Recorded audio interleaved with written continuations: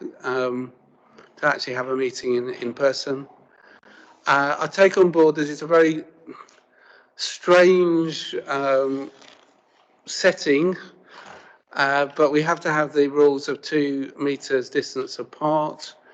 And I think that obviously it makes it quite difficult for collective decision making, particularly Councillor Brady and Councillor Veston, because you're having to sort of face with your back to other members. And we are still, I think, looking at ways how this room can be developed with the 2 meter rule. It's very, obviously the next meeting will still be under rules, but obviously as meetings go on and the government ends restrictions, then we hopefully will get back to a more conducive layout within that. And I wish to thank staff who've worked very, very hard in making this possible. There's a huge amount of extra work that goes into, due to COVID, to make this about, and I wish to particularly thank Democratic Services who have worked very hard in actually making this possible. So thank you, Marie. I'll introduce officers that are here. Oliver Bolter, who's the Strategic Manager of Planning and Infrastructure. Sarah Wilkinson, Planning Team Leader, corner. Stuart Van Queilenberg, I got it right? Queilenberg, sorry. I always get that one. Planning Officer, Alan White, Highways. Have we got Alan here? He'll be coming into the next meeting. Ben Gard, Legal Advisor. Marie Bartlett, our Committee Clerk. And we've got Paul Fuller, who's a Cabinet Member for Planning and Housing. Within that. And we've also, for this, the first item, we've got Jamie Benchley, who is the Housing Needs Service Manager. And he is on the top floor here at the moment, too, on the side. There are no planned fire drills during this meeting. If you hear the fire alarm sound, please treat it as a real emergency and evacuate the building via the nearest safe escape route. The nearest escape route is via the signposted set of stairs to your left as you leave the council chamber or public gallery. Exit via the door at the back of the building, walk across the inner car park and around the building to the evacuation point, which is the pavement opposite the police station. The lift can't be used in the event of an emergency. Please don't re-enter the building until you're advised it's safe to do so by a council member of staff. It's also important to note that if you're walking around the building, please can you put your masks back on as well. I do request mobile phones are switched off or to mute. Request that all speakers use the microphones with you. If you have a problem, one of the team will help you. I request that there's no food is consumed during the meeting unless it is for a medical need. Remind members that they cannot leave the council chamber during the presentation or debate on an application. If they leave, they will be unable to vote on that application. Are you quite clear on that? Yeah, especially for new members. We will be having comfort breaks between the 2 items and the last item on the agenda as well. So hopefully that will be suitable. Members of the public, I just need to remind you that you're present purely to observe the process. And also to just go through the lighting system for speakers, right? When you are asked to speak, the green light will display up there, you'll see that.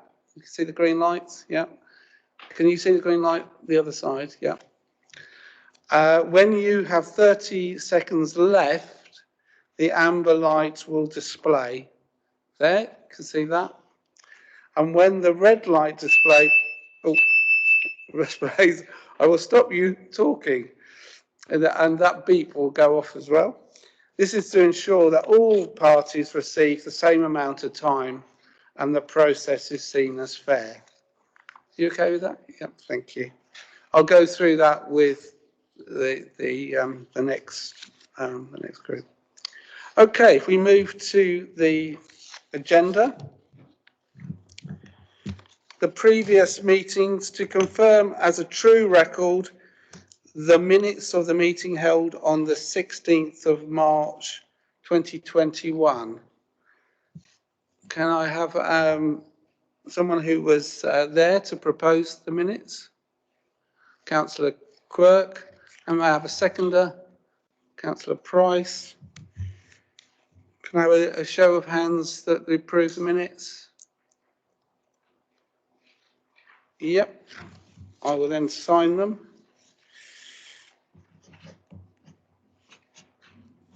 Thank you. Sorry.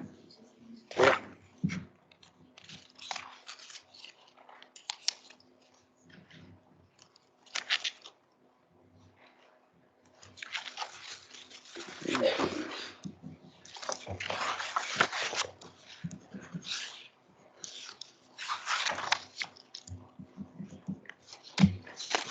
Thank you. Do we have any declarations of interest? Councillor Ivor? Yeah, declaration of interest on the Castle Road is a boundary on 2 wards. My ward is the boundary on the other side of the road. Thank you. Any other declarations of interest? No. Public question time. We only have received one question, and which I will read out. I haven't received any others. Don't think there's any others. Got that. So just this one question. This question is from Mr. Stephen Davis to the chair of the Planning Committee. With reference to 20-00513-full UKOG UKOG application to drill for oil west of Arraton. When will the planning officer's recommendation for this application be published? The response I have from planning officers is as follows. Planning officers are currently assessing the application, and once the report has been finalised, it is anticipated the application will be considered at the next available committee. Once it's known which meeting the application will be considered at, the recommendation will be published 5 clear working days before the committee date. Thank you.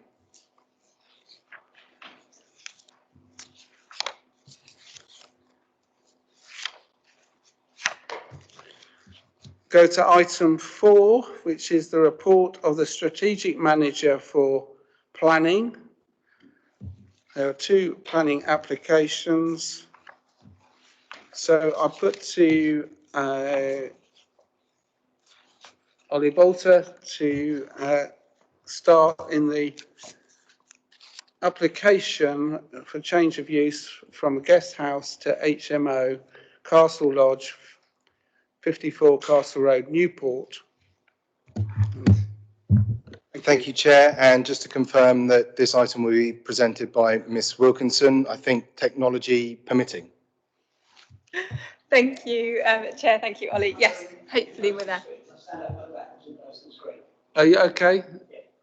Can you put your mask on if you're moving around? Thank you.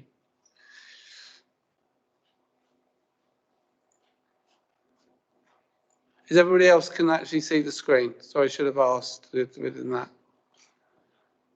Okay.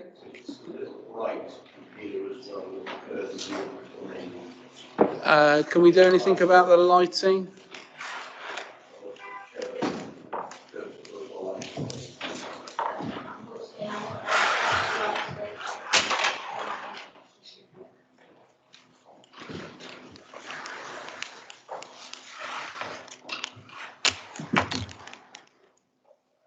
Is that okay with everyone? So, thank you. Thank you. Lovely. Hopefully everyone can hear me through the microphone. Lovely. This application in front of members now is for, as detailed on the agenda, is for a property called Castle Lodge on 54 Castle Road in Newport. The current property is a bed and breakfast on the western side of the road. You see the kind of laser pointer cursor, and you can see Google has handily identified it also on that image. If we move through, the site is identified in the red line, or by the red line here. Members will also note this plan also allows to show it in relation to the other roads in the area, such as White Pit Lane, which is here. So it's at what I would call the top end of Castle Street. The current property, just some images of that current property. Members did visit the site on Thursday or Wednesday, I believe, so are aware of it, but I'll just run through a couple of images of it from the front, and then the rear, the kind of garden amenity area, and then some shots of it in relation to the neighbouring properties and moving through the site. The existing property, as said, is a bed and breakfast. It currently has it's 2 stories. On the ground floor, there's an owner's living room, kitchen and diner, as well as a residence lounge with 4 ensuite bedrooms, which are in this large extension at the rear here, as well as a laundry room and a boiler room. Outside, there's also a summer house, which members would have seen on site, I believe, and which was in the previous photographs. On the first floor, there's the owner's bedroom, bathroom and dressing room, which is in this area, and then a further ensuite bedroom, as well as what's termed the family suite, effectively, which is 2 bedrooms which share a single bathroom. The application seeks consent to change the use of the property from a B&B to what we call an HMO, which is a home of multiple occupancy. That would provide 6 on the ground floor in place of the existing, would provide 6 ensuite bedrooms, utilising the current owner's apartment, as well as the existing 4 bedrooms for the bed and breakfast facility, and would also retain the laundry room and boiler room in this corner as it currently is, but also provide an office area with staff toilet for the staff on site. What members will note in this plan, the summer room is retained and becomes a wellbeing space, and also in this area to the front of the site is provision for refuse bins and cycling storage provision under cover. On the first floor of the property would be a further 3 ensuite bedrooms, utilising again the accommodation currently provided by the owner, as well as a further 2 bedrooms that would share the bathroom, utilising what I referred to previously as the family suite. So these 2 effectively share that bathroom. In essence, that is the application that is in front of members today. Thanks very much. Okay. We'll go to the speakers. We'll go to the speakers. And the first speaker is James McDermott on behalf of Two Saints Limited. You have 5 minutes. Thank you. Thank you very much, and thanks for the invite to speak today. So I'm James McDermott. I'm regional director at Two Saints. I've been there 20 years, so been with the company quite a long time, and various roles, from support worker roles through to my current position as regional director. And we've been sort of supporting clients on the island for the past 3 years since we merged with an organisation called the Real World Trust. Some people may be familiar. And our intention was to support the council to sort of gain more contracts and deliver support for vulnerable people. In my view, we've been doing this work for 50 years, over 50 years, so we've been around a long time, and currently we are the main provider in Hampshire for all homeless services, and we also work across 15 other local authorities across the South Coast, and again, as the main provider of homeless services. The Castle Lodge site itself is not new to us. That sort of setup is, we've got 25 services very similar. So we're very familiar with the model, the sort of recovery model that is based in that service, and we're clear on the support needs of the individuals. And in that respect, we build our support and the staffing levels around that client group. Just to mention our mission, our mission at 2 Saints is to provide safe, flexible and reliable client-led housing and support services that focus on reducing homelessness, improving health and well-being, and building on individual skills and resilience. So that's what we're all about. And as I said, we've been doing it a long, long time. We're both a charity and a registered housing provider, so we are fully regulated by the housing regulator. So the standard of our property is good standard, and this is why we are looking at this property for this scheme, because it is in good condition. This also gives us access to government grant, which means we can bring grant to the island and invest in properties for the population. So in this property, we'll be bringing additional government grant to the service. We're very grateful for the opportunity to help residents in Isle of Wight by working with the council to deliver its homeless and prevention duties in order to try and end homelessness in all its forms on the island. And as I said, part of this work is the work that we'll be hopefully delivering at Castle Lodge.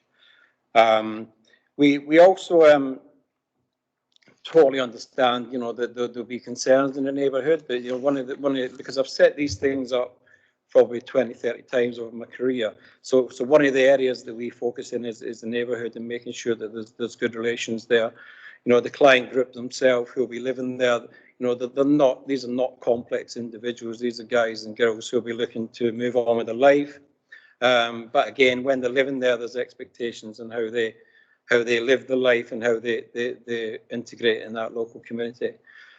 We provide excellent staff, so our staff are very, very highly qualified. They're trained in managing anything that can go on in that property, from antisocial behaviour to just general needs and complexities that could occur. So I think to finish, I'm very confident that we can deliver this well, we deliver it safely and deliver it in partnership with the council. We manage these services, as I said, throughout 15 local authorities, so there's plenty of reference points to say that we do this exceedingly well, and I can't see that this would be any different for 2 Saints. In terms of the management support, we offer 7 days cover, so the staff on site, you saw the office space that's been developed there.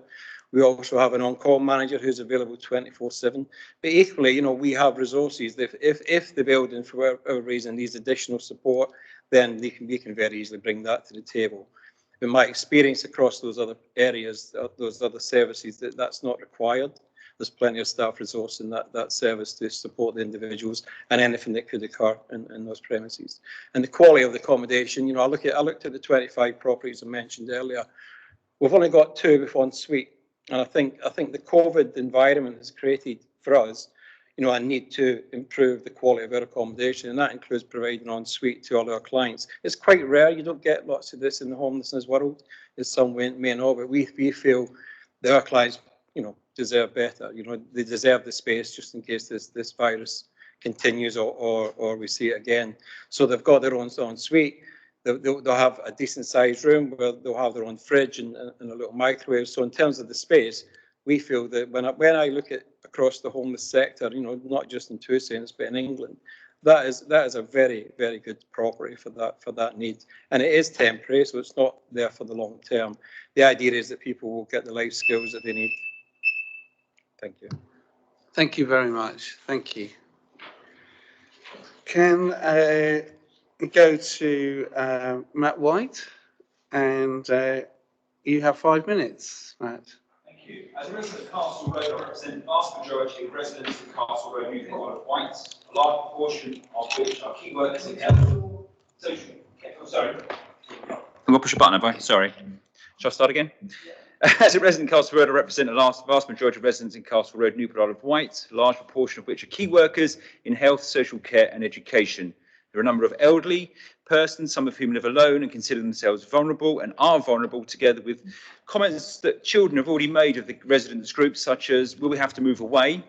Will I be safe walking home from school? Can I stay at home alone? Quite frankly, both are not just concerned, but are scared by the proposal to accommodate those that require support for complex problems. We'd like to put on record a question to the council: can they guarantee the safety of our children? We are also considering the vulnerable residents in sheltered housing facility at Firs Brake and those attending Society for the Blind. The pavement along Castle Road is narrow, forcing one to step into unlit drives or even to pass on the road. This includes the welfare of the Two Saints clients. We appreciate that Castle Road is not immune from growth as defined by the Isle of Wight's development plan. However, our concerns are whether the proposal is appropriate in all respects, and with this in mind, there are a number of critical considerations and failures which outweigh the proposed benefits. The mandatory requirement of SP1 to determine whether the land is appropriate to fulfil the most basic requirements to comply with the policy, and whether the property will function well and add to the overall quality of the area, not just in the short term, but over the lifetime of the premises and HMO. We have concern with the future use of the property should Two Saints decide to sell it. Such tenants could undermine the quality of life and the community cohesion within the immediate locality, with equal impact that could be created by the Two Saints clients, who already are known as persons with recovering from complex problems, as recognised by Stuart York, designing out crime officer of Hampshire Constabulary, who the Hampshire Constabulary recognised that the property is within a residential road that does not suffer issues associated with persons recovering from complex problems. Mr. York expresses concerns of Hampshire Constabulary, and I quote from his report: "Our concerns centre on the possible problems caused by the residents of the accommodation, both within the accommodation and within the local area. Hampshire Constabulary recommend that effective management and support for the residents should be provided at all times, not part-time as proposed, together in addition with, not instead of, full-time support and the fitting of appropriate physical security measures. The prevention and crime disorder is a principal concern of the residents. Should approval be granted, we would urge the planning committee to ensure specific and very clear conditions are imposed, including management personnel on site 24/7, including 8 AM on Saturdays to 9 AM on Sundays, to mitigate the concerns raised by Hampshire Constabulary. In accordance with the protocol set out by the National and Local Planning Policy Framework, we believe this proposal is of poor design by virtue of its failure to take opportunities of improving the character and quality of the area. And with the current sustained increased demand for holiday accommodation in the Isle of Wight, the property is now a desirable business opportunity for those looking to operate holiday rental or hotel business. The property has not been actively marketed over the last 6 months for sale, during which time all types of properties increased, and with the increased sustained demand for holiday accommodation in the Isle of Wight, the property is now more desirable as a business opportunity than ever before.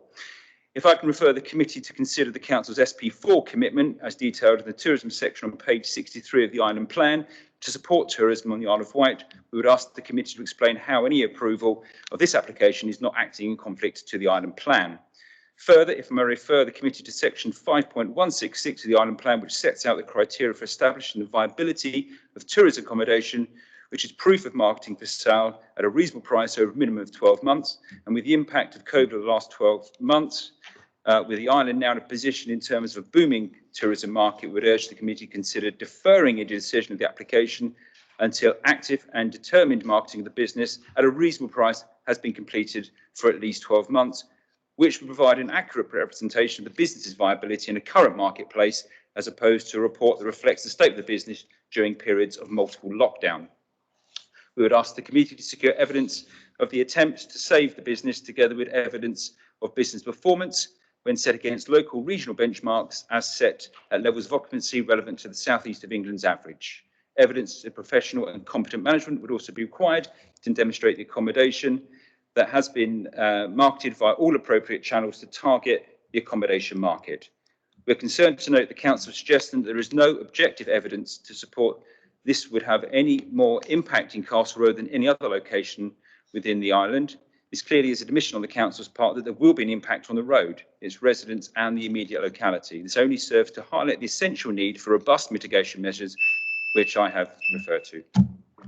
And I've got another paragraph, but I guess I can't talk that. No, okay, fair enough. Thank you very much indeed.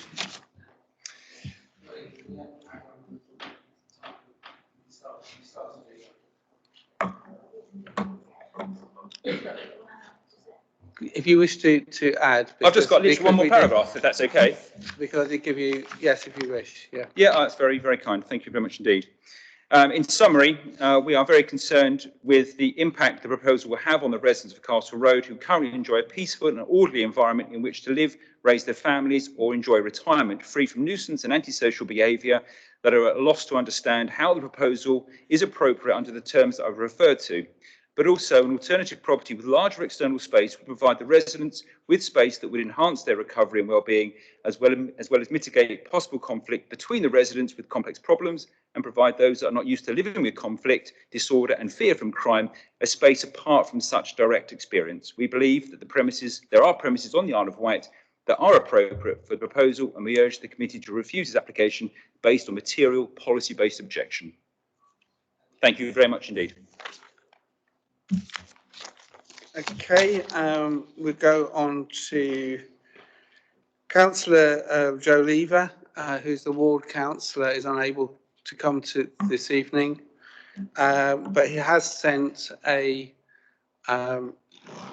his speech that he wished, and I've asked Ollie Bolter to present it.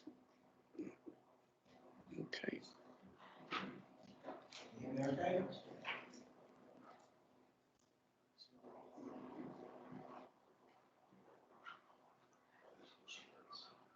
Sorry.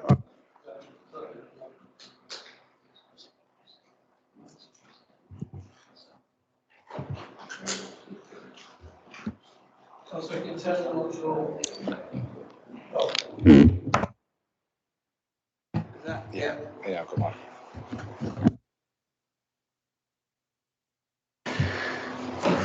we've been so long out of using everything, so it takes a little bit of time. A quick apology that I'm not longer able to attend the meeting in person, but requests that this is read aloud in my absence. In principle, I'm a supporter of the Housing First approach to tackling homelessness. However, this application has proved controversial and several very valid concerns have been raised to me by residents. Firstly, this application didn't get off to a great start. It's felt by many that the consolation effort was far from ideal. I appreciate COVID has been difficult and the council has had to adapt the process, but I still feel more could have been done to inform residents and consequently foster good relations. I'd also expect greater engagement from Two Saints to residents. Misconception can fuel objection to this kind of application, and I believe they would have benefited from being more proactive with information for residents. Beyond the initial consultation, there's concern about the potential for noise and disturbance. After meeting with Two Saints myself, and whilst I appreciate the verbal assurances that were given to me, I'm concerned that the organisation, as I understand it, have no documented historical data on rates, severity of incidents for similar properties that they manage. Without that, I find it difficult to be confident that there is no risk here. Going forward, it also makes me nervous that an organisation providing a service like this doesn't have that data readily available and use it to improve its service. It's also difficult to interpret the Hampshire Constabulary conditional support, which states the need for provision of effective on-site support for the residents of Castle Lodge at all times. What does the Hampshire Constabulary see as effective on-site support, and are they satisfied that the proposed plans provide that? Provision for a physical staff presence for only 6 out of 7 days a week arguably doesn't meet that stipulation. Additionally, I want committee members to be certain that they're satisfied the increase from 8 bedrooms to 12 bedrooms and the imbalance of facilities for each bedroom is acceptable. I appreciate we're trying to meet targets here, but let's make sure the accommodation and number of residents are mutually appropriate. We don't want the physical environment to set residents back on their recovery. My initial thoughts are that 12 bedrooms is too many given the space available in and out of the building, and that each bedroom should have its own ensuite facilities. Finally, there are concerns that by approving this application, the council is in conflict with its own planning policy, specifically SP4 of the existing island plan. Under SP4, to repurpose tourist accommodation, it must be demonstrated that the current use is no longer viable and that the premises site have been marketed for at least 12 months at an appropriate market price. To my knowledge, Castle Lodge is still functioning to this day as a successful B&B, so I struggle to see how it is no longer viable as tourist accommodation. One of a fleeting number of tourist accommodation in the area, I might add. There are also questions about whether Castle Lodge has been on the market for at least 12 months at an appropriate market price. To conclude, I understand the need for housing provision to tackle homelessness on the island. However, I want us to be sure that we're not jumping at chances simply because they're available rather than suitable, potentially endangering recovery of residents, and that we're not in conflict with our own planning policy, which could set a dangerous precedent. Thank you. Thank you. I'd now like to invite Councillor Oliver, who is the neighbouring ward councillor, explain to everyone here that the Castle Road is literally the boundary between two wards, and therefore it's appropriate to have the neighbouring ward councillor to also speak. So, Councillor Oliver. Thank you, Chair. Thank you for the opportunity to actually speak. I assume I won't take 5 minutes. It's you know, Joe, my oppo in the other ward has actually stated more or less everything that I wanted to state, and as much as the application, it just seems to have all been rushed. Unfortunately, we seem to have had a hiccup after hiccup. My inbox has been full, and it's all been Castle Road, and the problems. And even today, I had an email in from a teacher from Castle Road, saying they'd lived there for 28 years. There was a previous HMO in Castle Road, which I wasn't aware of, I had to be honest, but that was shut down, because of antisocial behaviour at that time. She is seriously worried about her own 2 children walking home from school. And this is a professional person who is actually worried. I think everybody understands the ethos and of actually looking after our homeless, but we have to be careful where we put them and what we do with them. It's not just because it's available, let's use it. It is a going concern at this moment in time. How you can market something during COVID, I've got no idea. It couldn't have been marketed during COVID because there was no one on holiday. So that argument is out the water straight away.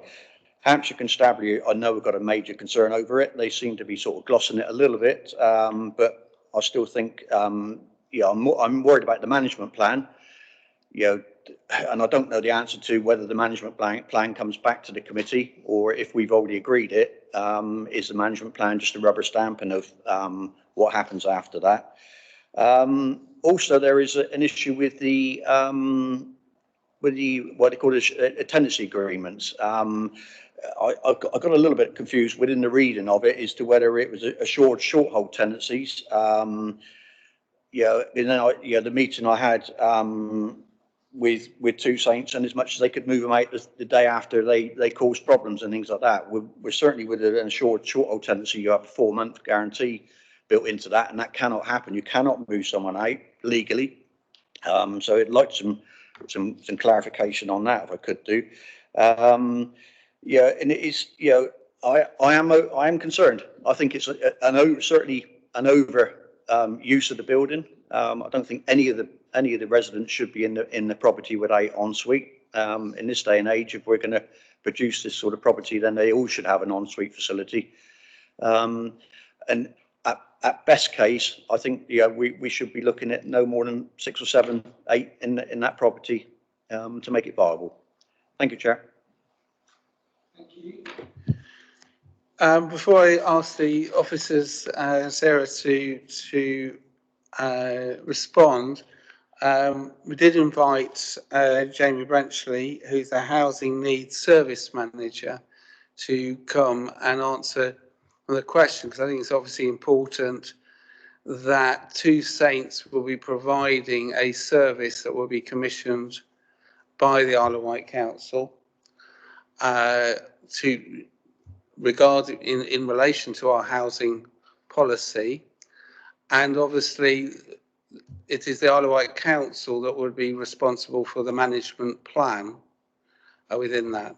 So I know that a number of residents have contacted myself and also the vice chair, and obviously officers who have real concerns about that, and those concerns have been passed on to Jamie, because they are particularly issues outside of the planning considerations. It's actually the management of the facility.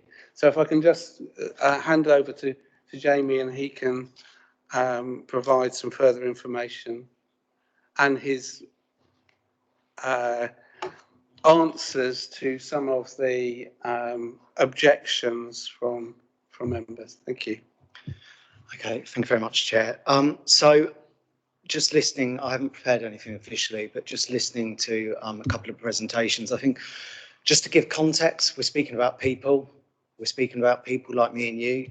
There seems to be a lot of judgments and stereotypes and labels that are being associated to people that ultimately find themselves without a home.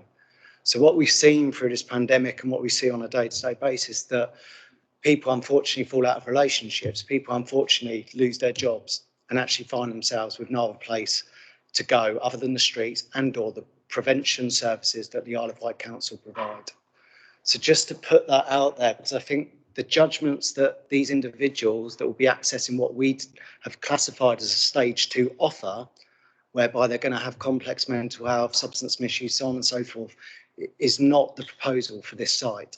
This site is for those individuals that have, are in a position whereby actually they're ready to live out in the community with independence, the same as me and you. Okay, this isn't for individuals that do require that more specialist service offer. Okay, and as a local authority, and because of the way that we've commissioned our services, it allows us absolute sort of control in terms of who is placed in whatever provision that we commission. And we've got 180 plus units across the island. Okay, and we do have provision that is 24/7 that can cater for the complex needs that some homeless people do have.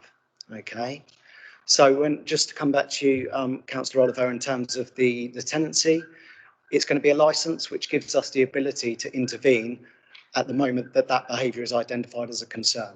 So actually we do not need to adopt the 4-month timescales that are set out for ASTs currently. Okay, so that again gives us an ability, in collaboration with Two Saints and all the other providers that work with the council to manage homelessness, to be able to manage the dynamics and the risks and the presentations that may or may not present. Okay, so that in terms of trying to give some level of assurance to the community, that is within our gift as a council, and it's something that we have worked really productively with over the last 4 to 6 months, which allows us to manage provision far more successfully than we've ever been able to do before. Okay, within our stage 1 provision, we do get it wrong sometimes. People fall into crisis. We're working with often people that have gone through adverse childhood experiences, significant life trauma, and therefore at times they don't have the coping strategies to deal with events that come up in life. But those individuals, we have the ability to move them into stage 1 offers, whereby we do have that 24/7 support. Okay, but as James has alluded to earlier, we've got appropriate support. In fact, we've probably got over and above the level of support we need for people that ultimately should be able to live independently in the community. Okay, but that support is there to help them on that final step back out into the community. I hear the arguments in terms of whether we follow process in terms of the holiday market and so on and so forth. We've got, and we continue to accommodate 200-300 people, single people, across homeless provision on the Isle of Wight. We have a mandated duty to provide that. Okay, we've got currently just under 50 people that are accommodated in emergency accommodation, which is unsuitable, which isn't supported, yet actually they're managing across the island without people ordinarily identifying that as an issue within their communities. Okay, we do have challenges, okay, but generally that's with the complex needs, and like I said, there's an ability to wrap services around those individuals to manage that. Okay, I know there's some concerns about, I know you spoke about a teacher earlier and so on and so forth. So if there are dynamics that we need to manage. Again, because the local authority ultimately chair the panel week on week, we've got an ability to triage those issues and to make sure that we're not placing people that may pose known risks to members of the community that live within that area. Okay, doesn't mean I'm always going to get it right. The local authority are always going to get it right. Two Saints are always going to get it right. But like I said, there's an ability to dynamically respond to those issues that present. Okay, and to conclude, and sorry, I've probably gone over time, but just to bring it back, this is about people. This could be your family. This could be you.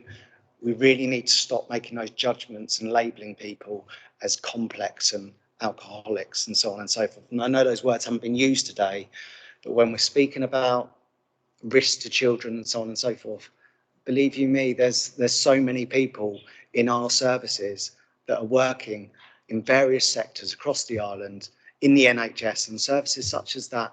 We really need to not judge and think that the small numbers that are often portrayed as homeless are the face of homeless, because actually that's not fair and that's very judgmental, and we need to consider that in terms of decision making today, please. Thank you. Thank you. Sarah, are you able to now answer some of the issues raised? Thank you, Chairman. I will just respond to a couple of the questions and points raised. In the main, I'm just going to direct members to the report, to be honest, because I think issues in relation to SP1 and the questions in relation to the tourism issue of SP4 are covered within the officer report in quite a lot of detail, so I don't intend to go over them in any more detail here. The only thing I was going to extend a comment on in relation to some of the things that Jamie said in relation to the tourism element and the loss of the B&B. Not only is it covered in the report, but I think it's also probably relevant to note that we do utilise bed and breakfast accommodation for emergency accommodation across the island and historically quite a lot. We are trying to move away from that in order to ensure that actually those individuals are supported, and hence why we are looking as an authority in relation to opening these types of facilities. The only other thing I wanted to do was correct an error.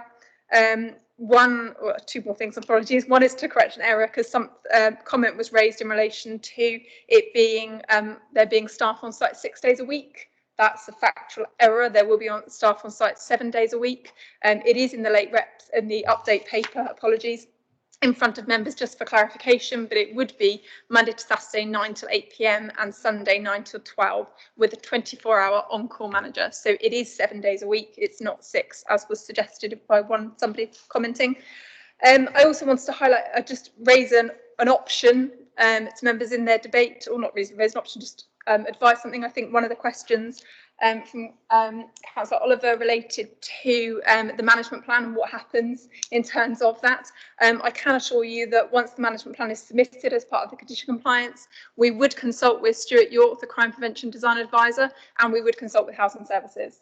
So we wouldn't make that decision just based on an officer position. We would consult on it with those experts in the field and establish that Stuart York or whomever was the Crime Prevention Design Advisor is satisfied that management plan is satisfactory for the nature of the accommodation that would be provided. Thank you. Thank you. Just make members aware of this paper that was in front of you, which does have the correct information about the times that the Two Saints are providing. I will now open it up for Councillor Brodie. Yes. So, Councillor Brodie. Thank you, Chair. A couple of questions that Mr. Brenchley will hopefully be able to address, I'm sure he will, regarding the stages of what I would call the pathway to homelessness recovery. That's become an issue, and I will talk later in any debate about stage 1 accommodation that I'm aware of being developed within the town. But could you talk us through what the 4 stages of the pathways are? And secondly, I know you haven't been in post for that long, probably long enough, but I've lived in Newport for 30 years.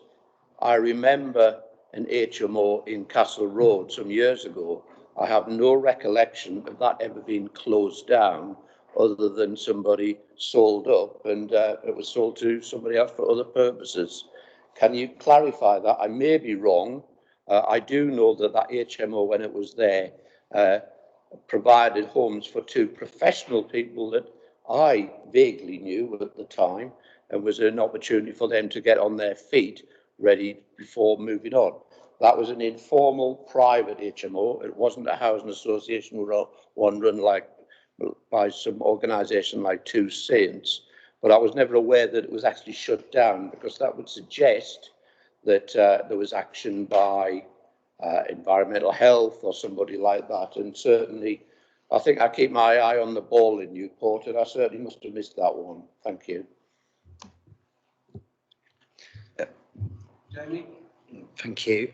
So I'll take the stages first, if that's okay. So we've moved, I suppose, away from putting all types of individual with all varying various different needs in one building, because what we recognised was that ultimately that hindered people's progress and recovery. So what we've done is we've set a pathway across 3 stages, learning from best practice up and down the land. So I think Bristol, one of the first to set this up.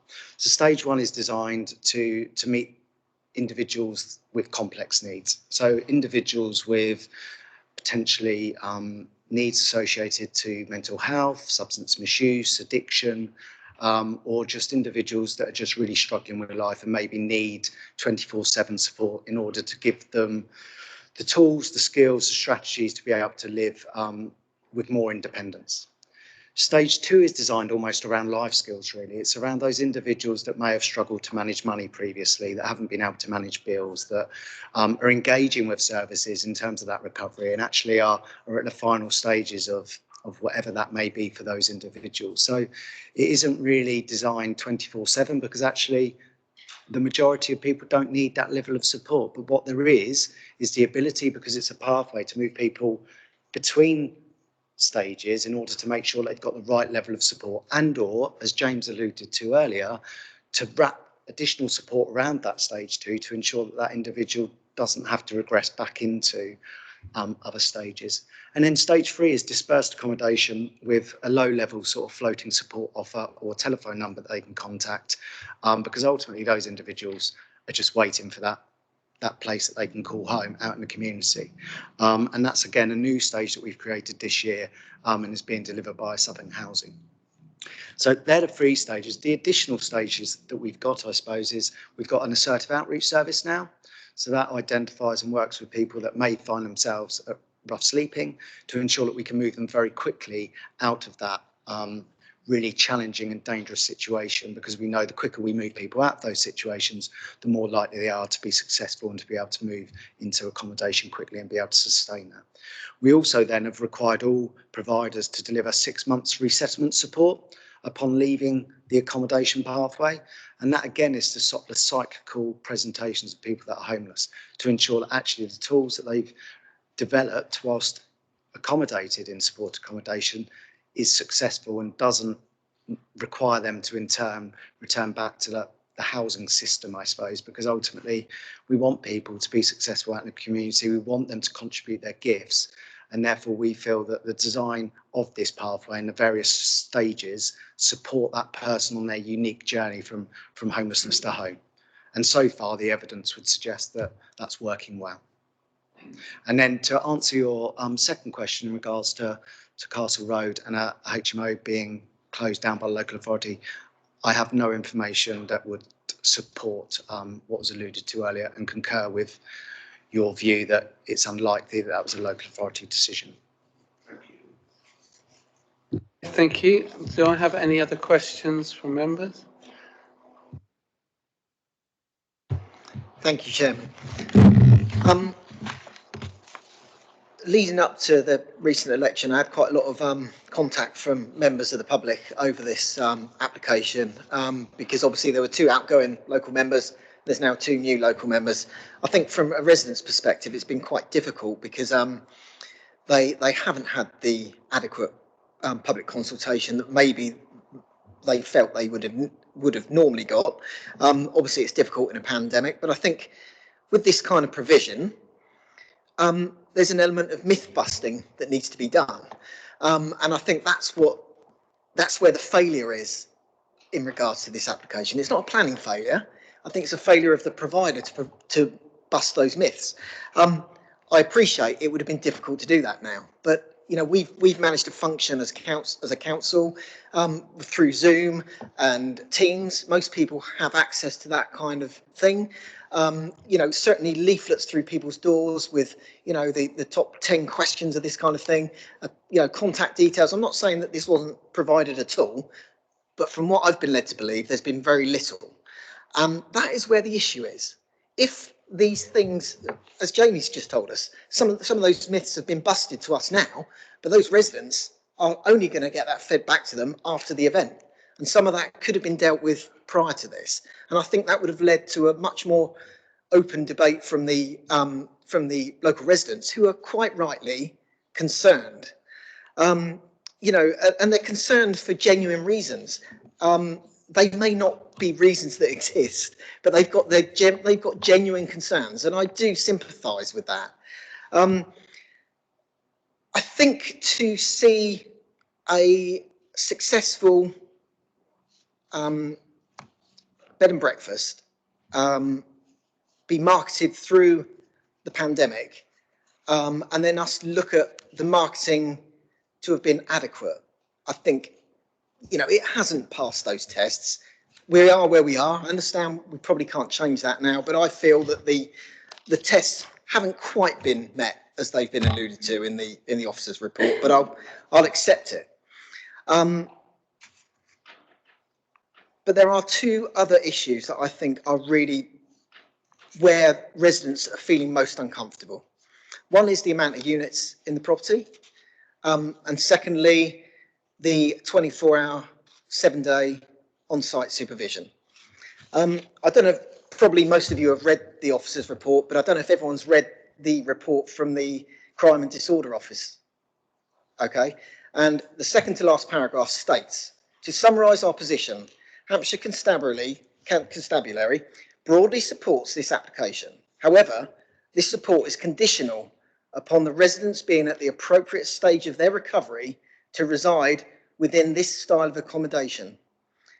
The provision of effective on-site support for the residents at all times and the fitting of appropriate physical security measures. So that is a recommendation from Hampshire Constabulary, that it has 24-hour, 7-day-a-week on-site supervision. That is a recommendation from Hampshire Constabulary. Now, I appreciate that some of that may make this offer unviable. It may not be viable if you introduce that. That could mean 3 extra members of staff possibly, which would be a huge cost. I understand that, but I think, you know, understanding that is a recommendation from Hampshire Constabulary. I've not heard anything so far that tells me that recommendation should be ignored. Okay, Hampshire Constabulary are understanding which stage individuals are likely to go into this property, and their recommendation is that. And this is not me, you know, making any judgment on the people that are going in there. Any one of us here could be in this situation and need accommodation. And I absolutely, I've got 2/3 of these in my own ward, and you know, and they're pretty peaceful 99.9% of the time.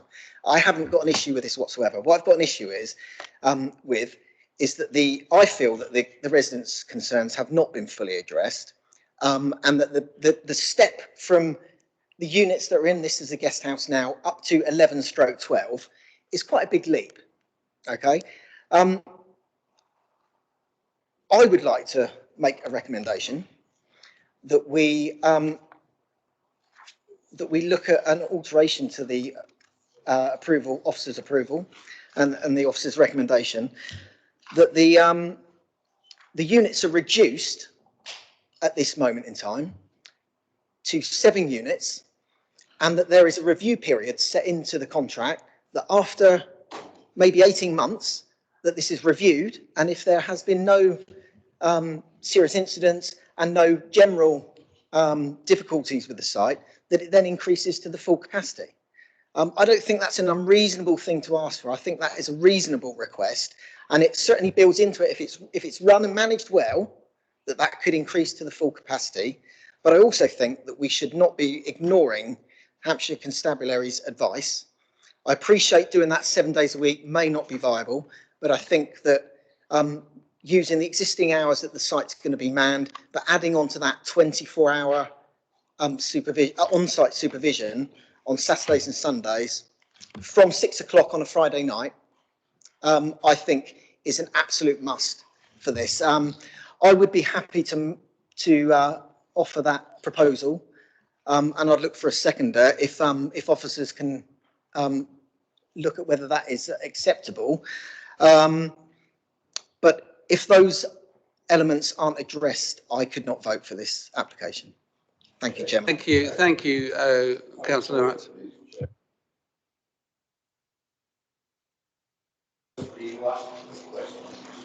Yes. I asked some questions. Then Councillor Price was almost immediately without listening to anybody else did a proposal that seems to me would be prejudged before we came into the room. We haven't listened to anybody else, nothing else other than some debates this week. And I would ask Councillor Price to confirm that so he's listened to everybody. Because I believe that's prejudgment. Point of order, Chairman, if I can. Sorry, can I come in here, please? Well, because I was going to, Councillor Price. Councillor Price, can I speak? Thank you. I was actually going to come in on a similar sort of point. What I'm going to ask you, Councillor Price, one is give an opportunity, because you ask questions within your point, and I think it's important for officers to actually answer those questions, right? You asked about the issue, obviously, of the Hampshire Constabulary. You asked a question about the guest house and that timing, and you also asked about whether things could be changed in regards to the operation of the thing. So I think it's fair to give officers time to answer those questions, and then to give an opportunity for other members to ask their questions, and we will then can come back to your proposal. Okay, is that all right? That's absolutely fine, yeah. Sorry, Councillor. Will we actually have a debate, or we just got our I think the important thing is, Councillor Price and all members, is that we do have an actual debate and then come to a conclusion, and then that is the time to do proposals. So can I firstly get officers to be able to answer your questions first, Councillor Price? Is that okay? Thank you. Councillor, sorry, Mr. Brenchley, can you answer some of the questions put Councillor forward? Price, absolutely concur that I think there is some lessons to be learned in terms of the consultation.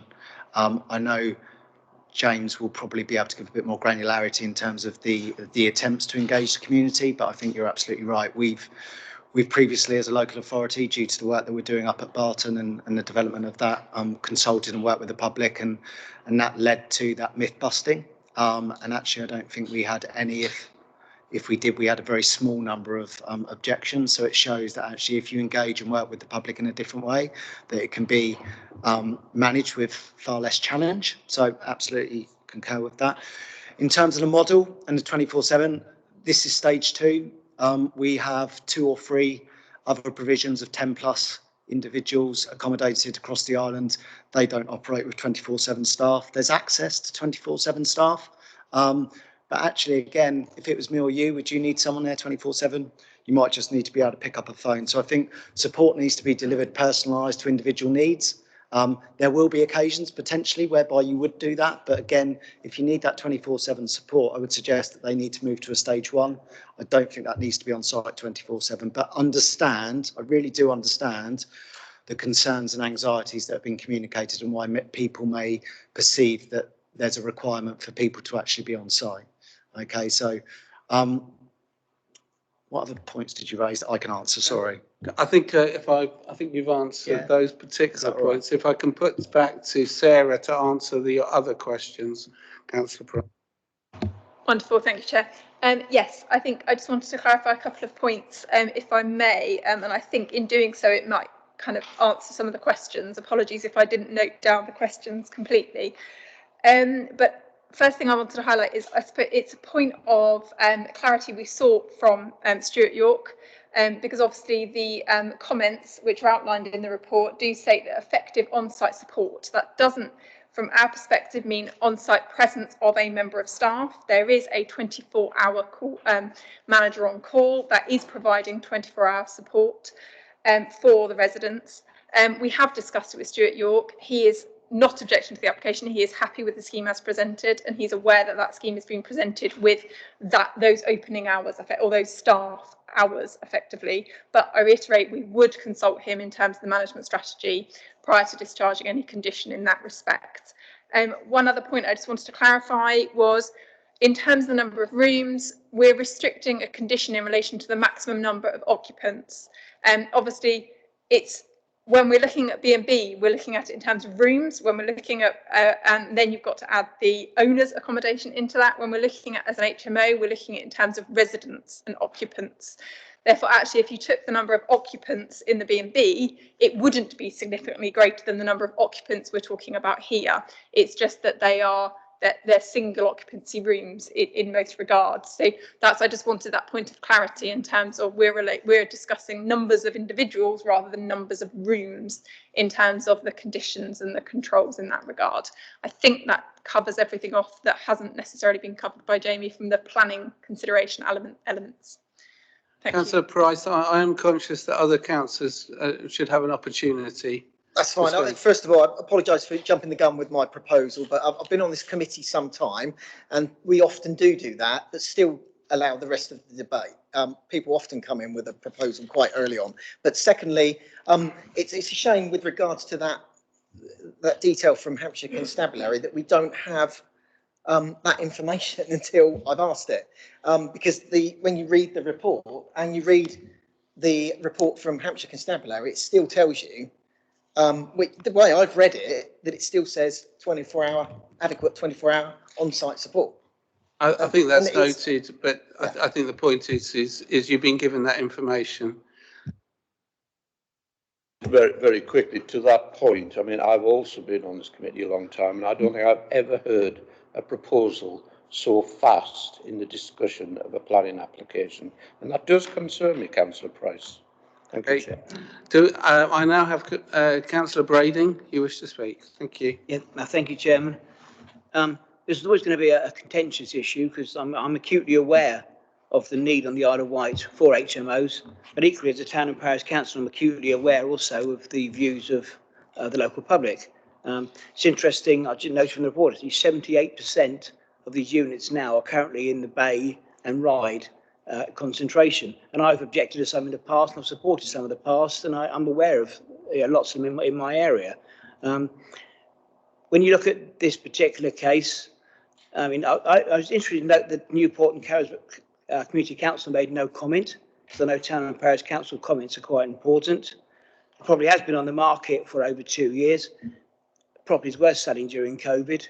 So I think, but communication with the public is really, really important. As I said, I'm also well aware of the great work that Jamie and his team have done and the great work the Two Saints do in providing these cases. As Jamie rightly said, this is about people, not complex cases. And it says in the report, stage 2, to provide good quality and well-located supported accommodation for local residents to continue their recoveries from experiencing homelessness. And I think that's a really, really powerful clause for it. Before I went on the site visits, I had 3 real questions. One was about 11 rooms, because I read in the report it's jumped from 8 to 11. But from the site visit and chatting to officers, it was quite clear that, as Sarah's just alluded to, it's rooms, not occupants. So I think that sort of took my mind away. I'm quite happy that 11 was the right number for that accommodation. There's always the 24/7 cover, but I think with the cover that's actually quoted and a manager less than an hour away from getting there for level 2 required support, I think is perfectly adequate, for what we're looking at. My other question was around, I was concerned about minor point, but there's a shared access to the left of the property with a gate that goes down to a shared property, and that still concerns me that there's a shared gate going down the left-hand side of the property. So I'd like to know about the shared access part, but on the basis of it, you know, it's a difficult one, but I think I'm leaning towards supporting it. It's just clarification on that final point would be useful, please. Brading, are you able to answer that particular question about the side entrance? Yes, there is a shared access, councillors. It's down the left-hand side of the property. It's between the current, from what I understand, vicarage. Vicar lives in the neighbouring property and is shared. There is side access to the neighbouring property. However, members would have seen on the site visit that obviously residents of the HMO can access the property from the other side, through the other side access. And we're satisfied that through the management proposals, we can control or put in measures to control how that side access might be utilised. Thank you. Is there any other members who haven't spoken that would wish to speak? Councillor Dew? I was just wondering, in terms of the response, we're told that that's an hour as soon as someone's made contact. Would you be able to talk us a little bit through around how that process would take in terms of, is it going to be somebody there physically? Is it a triage system? Who exactly is a concerned resident going to be speaking to? Thank you. Yeah. Yeah, I'm happy to, if that's okay. Sorry.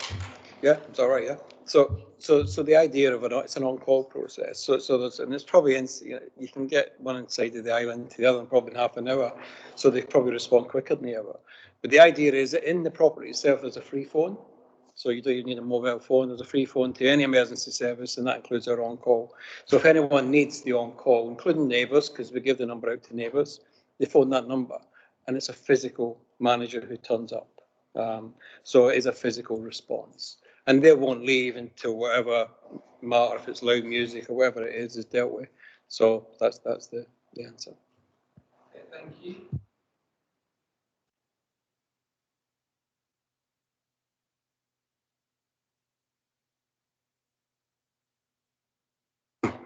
I was just going to ask about the review process of this with the management plan. If it's working, is there a timescale that will be in 6 months to make sure the level of disturbance or not is happening? Thank you. Can I put that question to planning officers? Yes, thank you. From our perspective, it's very difficult from a planning condition to have one that has a thou must do this by this date and then extend it for a change to something we've agreed. So I would suggest that the planning condition would agree the management plan, but then if there were any issues in terms of the way in which it was being implemented, we would suggest that was undertaken through discussions with housing services in relation to, because the council obviously through a committee determine who will be residing in the property. So there is a body within the council that will be controlling this process through housing rather than through planning. So I would suggest that's probably the most appropriate way to manage that situation. And then if it is found that actually there is a need for an update, then it's done through the service provision rather than necessarily that document. But should members require it, we can incorporate a review period into the condition if members consider that to be reasonable and necessary. Thank you. Councillor, I'm sorry, Councillor Oliver, you can't take part into this debate because you didn't go on the site visit. So within that, you did have obviously an opportunity to speak prior. Councillor Besson, you've been very quietly observing. Yeah, that's fine, Chairman. Most of my concerns have been answered this evening. There's just a question around the configuration. I'm looking at the first floor plan. Is that the proposed family suite? Is that ground floor?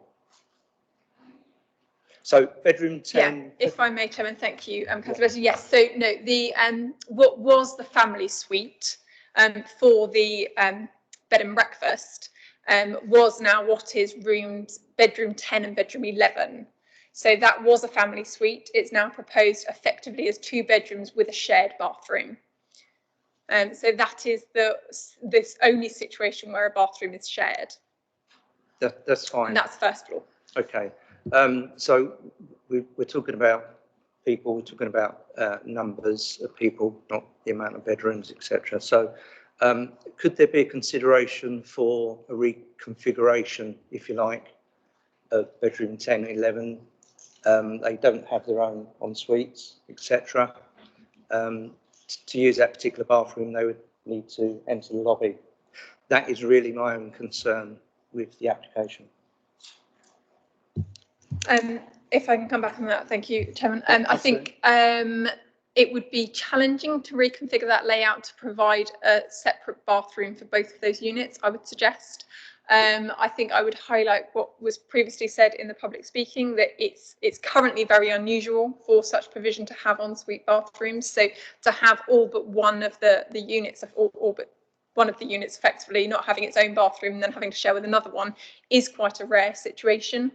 And it does provide a relatively large bathroom for that sharing provision. So officers consider that to be acceptable. It does comply with HMO standards. They are obviously heavily regulated. It does comply. We have had, as the report outlines, we have had discussions with the housing enabling team, and it has been confirmed that this does comply with all the required standards for the facilities and accommodation that are contained within it. We now move on to the debate.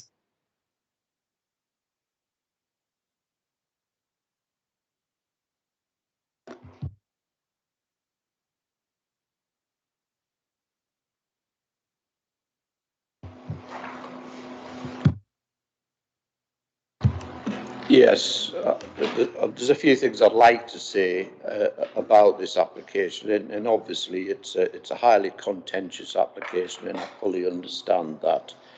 I do think the proposed provider 2 Saints, whilst I accept that we've been going through COVID, I think that the gentleman said they wanted to ensure good relations with neighbours. Well, frankly, haven't got a very good start, to be honest, and I think as an organisation you should be reflecting on that for the future.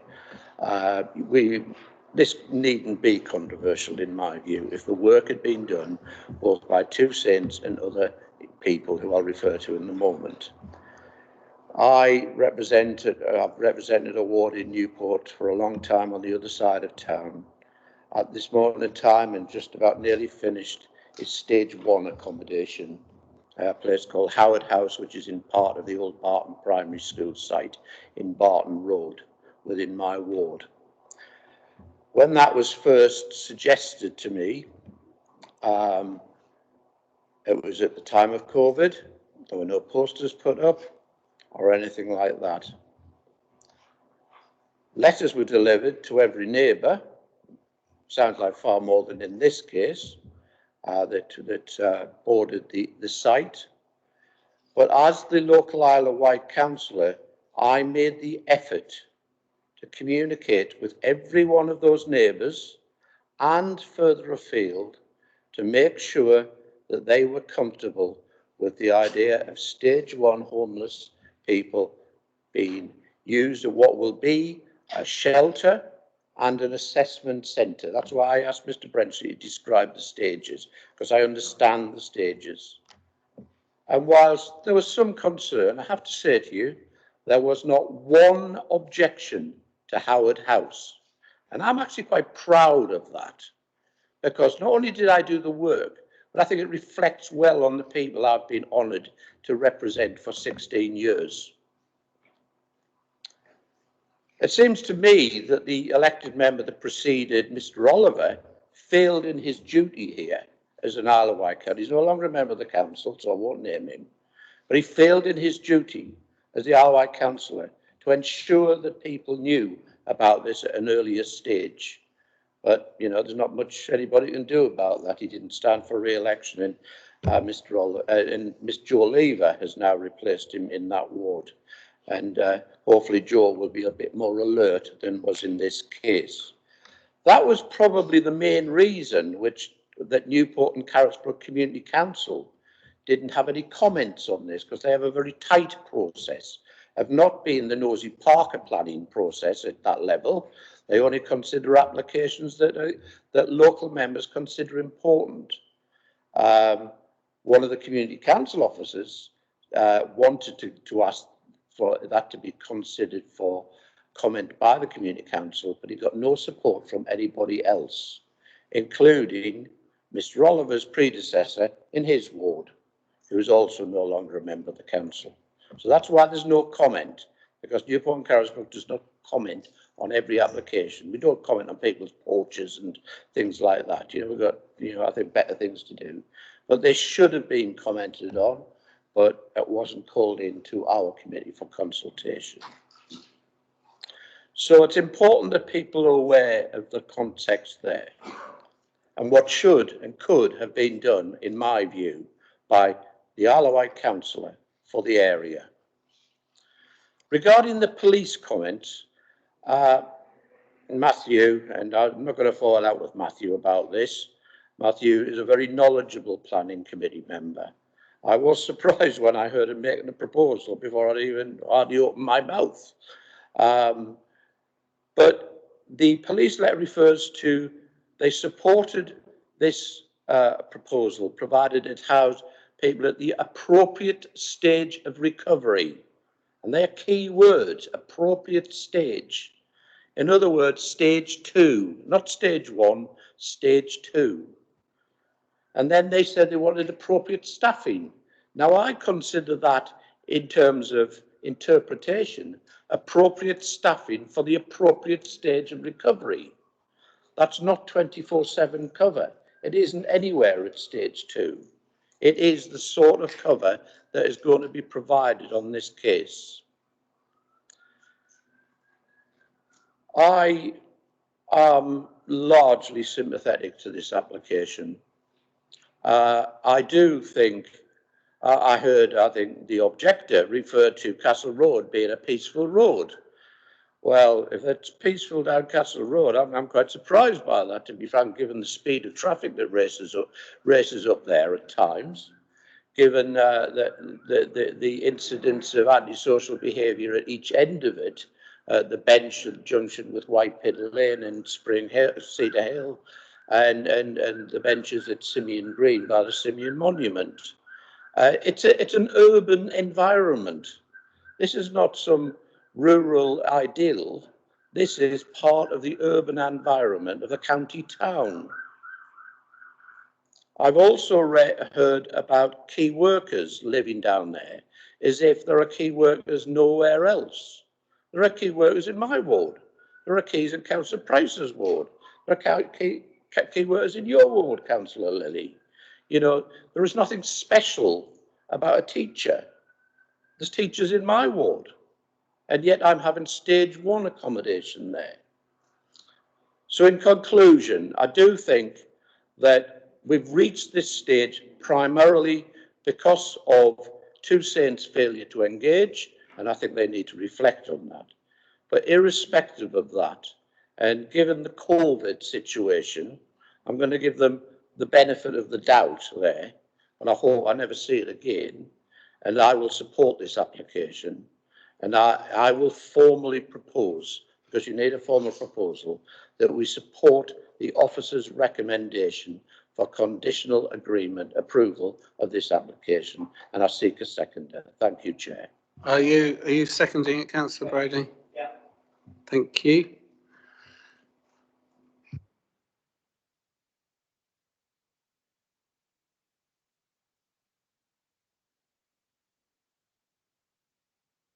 This one. Thank you, Chairman. Yeah, I mean, Councillor Brodie was quite right. It is best to listen to the whole debate, and as he knows, I normally would do. Did I come into this meeting today with any prejudgment? No, because I never do that, and I never have done once. But you can't help but read the comments. You can't help but, when you're contacted by residents, listen to what they tell you. whether they're the residents that are within the area you represent or not. I always try and refer them back to their own ward member. But it is difficult to not form some kind of opinion, because that's what the planning committee is for. You're here to represent residents and bring their views and vote representing their views, not just your own agenda and just following what the planning officers tell us. However that might follow policy. It's sometimes to just throw something else in the mix. And I still feel that the failure to engage with local residents has led us to this point. It's led me to feel uncomfortable voting for it simply along the lines of the officer's recommendations. I still feel, even though we've had the issue cleared up in regards to Hampshire Constabulary, that it still says in their representation, it says what it says, and I can't interpret that any other way other than how it's said. But I would still look to for an alternate proposal, which would work along the lines of the reduction in units, and whether any other members have any view on reduction in units for a set period, that then takes into account a future review that then allows it to increase fully. That wouldn't be necessary if the public engagement had taken place, let's face it, but it would make residents feel much more comfortable, and wouldn't set this up for failure, because you could just have a load of local residents that just complain all the time and upset the situation just by complaining because it's something they don't want there. We could give them something that will make them feel much more comfortable, which is a reduction in units for a set period that then increases to the full capacity if the review goes well. That would be, I guess, something between planning and Jamie's department, and Two Saints themselves. And on the back of that, an increase to on-site supervision, not for the 24-hour, 7 days a week timing, but to cover the weekends, which is obviously where people are most concerned there could be issues. And again, that's something that can be relaxed after a trial period has taken place. I don't think it's unreasonable to ask for those conditions. Can you clarify, are you proposing this as an amendment to the proposal? This will be an amendment to the officer's recommendation. That, can you just... So it would be a reduction in the initial units to, let's say 8. That wouldn't be too drastic. A reduction in units to 8 for a 12-month period to allow a 12-month review to take place. And if between planning, I would guess Jamie's team as the Isle of Wight Council and Two Saints, and if that review is positive and successful, it could increase to the full capacity. And the second condition would be that there would be full on-site supervision during the weekends for the first 12 months. Have the officers got that information, and is that a viable proposal? Thank you, Chair. I think there is an approach that could be taken to kind of accommodate what you're suggesting, Councillor Price. What effectively, if I'm hearing correctly, in terms of what you're kind of asking for, it's that we would potentially, your recommendation would be that you would wish 2 of the conditions to be amended. Yep. The condition related, which is condition 4, relating to the management plan, which you would seek to incorporate the additional on-site provision. What I suppose I would need clarity on in order to finalise the amendments to that condition is, you've said increased on-site supervision over the weekend. Obviously, there is currently supervision over the weekend, so it's understanding what increase you would be requesting within that condition. And also, in terms of the reduction in the number of units or bedrooms, 2 things really I need to understand. Firstly, you've said then 8 would be what you'd be seeking. I suppose my question would be, what do we do with the other rooms in the building? in those rooms in the building, because my concern would be we would then just be left with a kind of 3 completely empty spaces. What would you do with them? And actually the implications of that on having residents in the property with then 3 empty rooms. Because if we reflect, I don't know whether I need to share again, I just need to clarify with Marie. Yes, apologies. If I share my presentation again to those who are watching outside of the room, I think what that will show is that at the moment the bedrooms upstairs are utilising the existing bed spaces within the bed and breakfast. Actually, it might be useful if I go right back and show members the existing layout and then the proposed layout. So on the ground floor, hopefully members can see that. You've got bedrooms down here, so you've got 4 bedrooms down here. You've then got a living room, dining room and kitchen here, and then a separate living room there.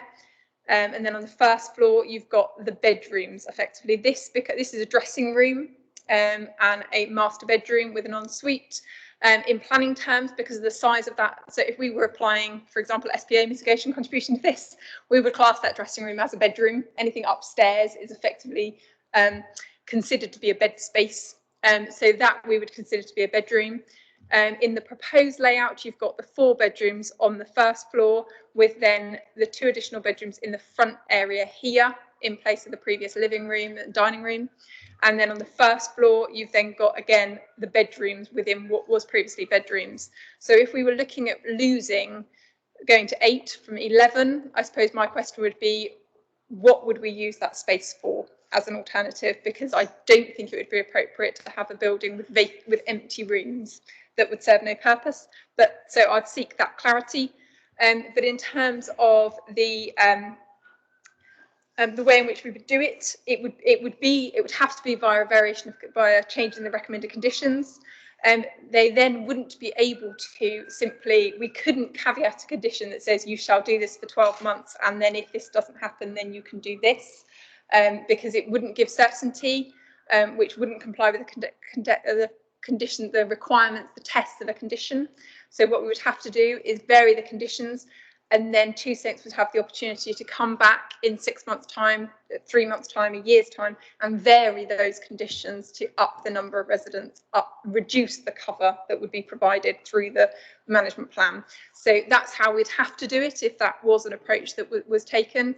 But as I said, I have, as an officer advice, I would have my anxieties about how we would utilise those spaces within the building. Okay, Councillor Price, I'm going to try and move this on now, but go on. All I was going to say is it's not necessarily about the rooms, it's the occupants. It's about 8 occupants as opposed to the full capacity of occupants for the, for a 12-month period. I don't think it's an unreasonable thing for us to find the wording for, but obviously I guess that will only be worth exploring if there's someone willing to second my proposal, really. And whether, the conditions can be varied in that way. That's my proposal anyway. So. In a sense, you are saying that if that was amended, you would then vote for the overall proposal from Councillor Brodie, seconded by Councillor Brading, to support the application. So the way to go with it would be to put it forward as an amendment, right, to the Councillor Brodie's proposal. Do I have a seconder for that amendment?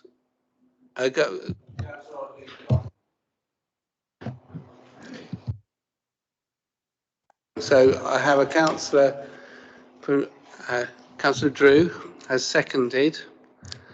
Chairman, if I can at this stage, I wonder whether. Sorry.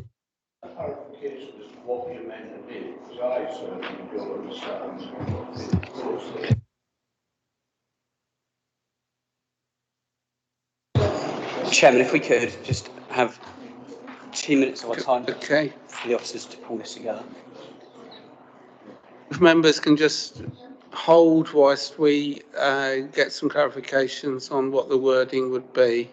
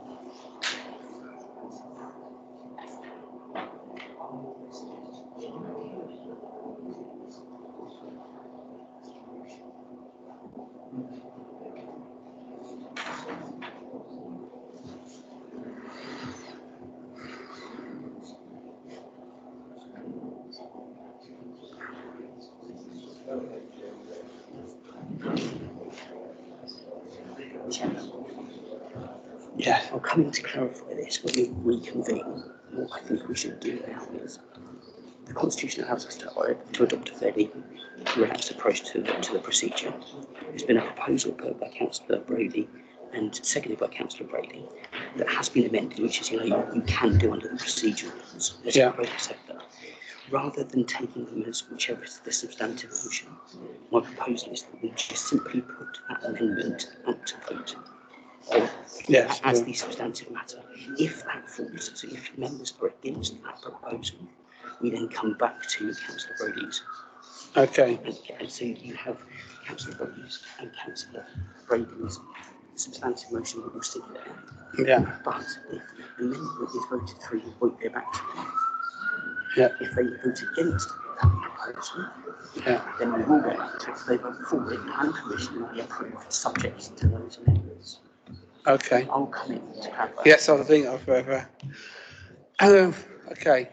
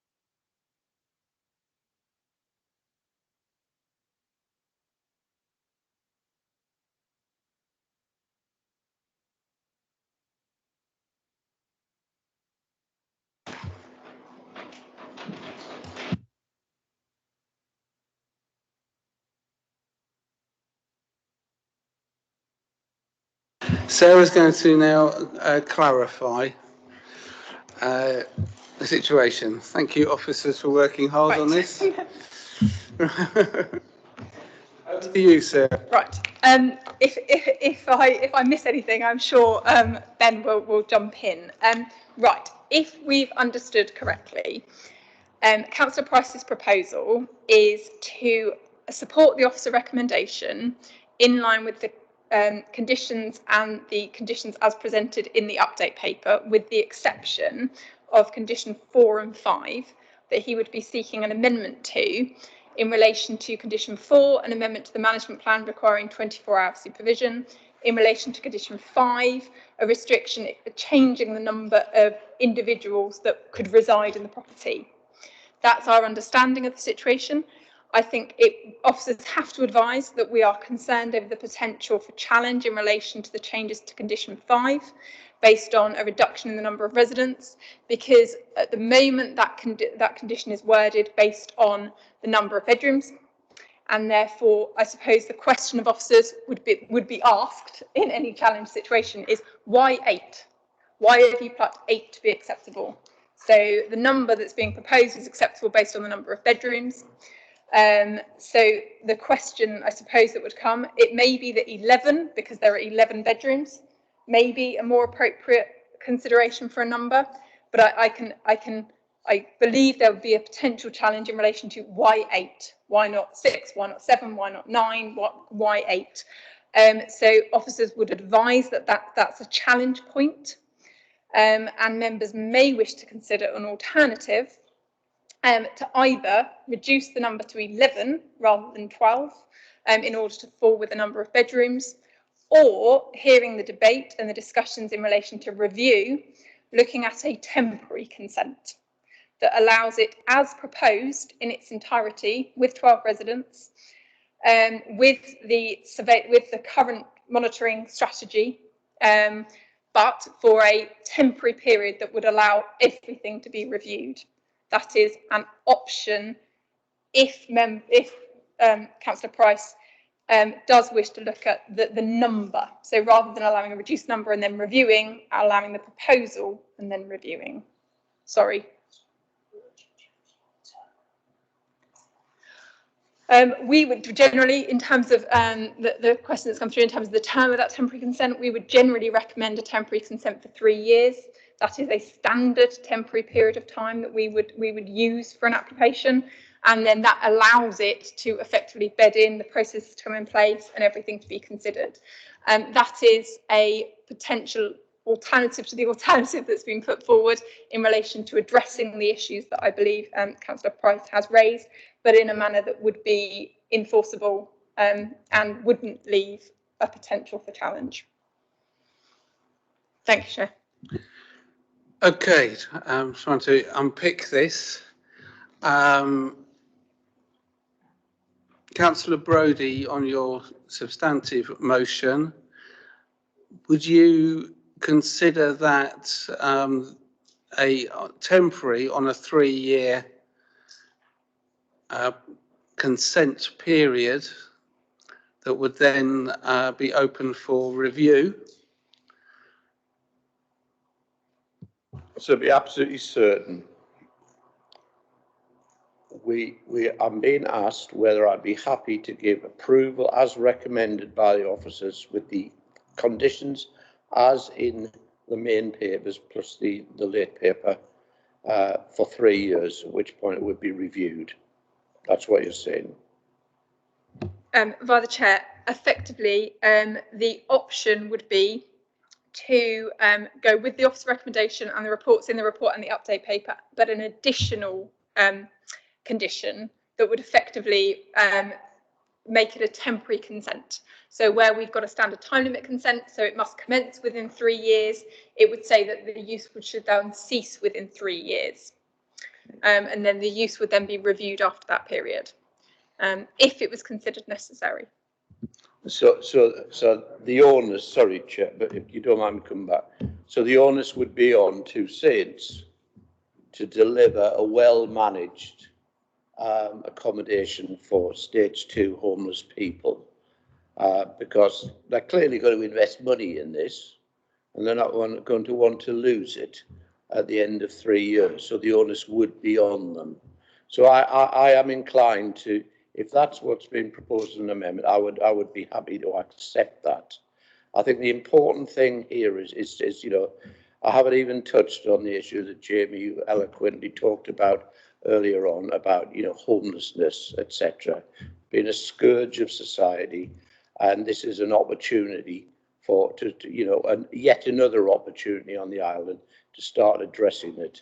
Two Saints have come forward, they've made mistakes, they'll hopefully learn from it, but I think that seems eminently sensible to me, to have an approval as recommended by officers, but it's with a condition 6 that it's for 3 years, at which point naturally they'd have to, well, they have to reapply.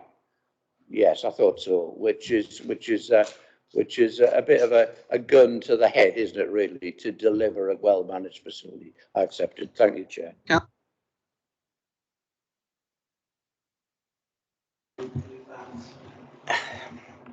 No, because as a planning committee, we're supposed to make a decision on a planning application, not the day-to-day running of it. Jamie is an experienced officer of what he does. Two Saints, 50 years experience of what they do. 3 years is a long time. If it wasn't working out quicker than that, I'm sure that Jamie and Two Saints would have that conversation and address any issues that were there. I don't think we need to have a 3-year review into this. I think we rely upon the officers and Two Saints doing the job that they're employed and procured to do. So I don't think we need to make an amendment to the motion at all. Well, I was just wondering, other than the point of principle you raised, are there any other concerns you have? Is it purely the principle in terms of what we as a planning committee are supposed to do, or is it simply that you feel that on balance it's not helpful to our public duty? do you want to? Yeah, through the chair. It is a principle what planning is supposed to do, yes, but I think it's also we're stepping. We employ people to manage the situation for us. They procure and work with Two Saints to manage 170 units across the Isle of Wight. To have perhaps them to reapply, I get about 3 years having to make them reapply again and review the thing, but we'd review it quicker than 3 years. I'm sure Jane would review it regularly. We don't need a 3-year review in this to make them reapply for something when an ongoing review will take place, because as Jamie said, we're looking at people here and reviewing how the people are being looked after. We wouldn't wait 3 years to make a decision on the review. We would do it on a regular basis. So I think that's not this committee's job to make that review. It's for officers and Two Saints to have that review, looking at the people that they're catering for.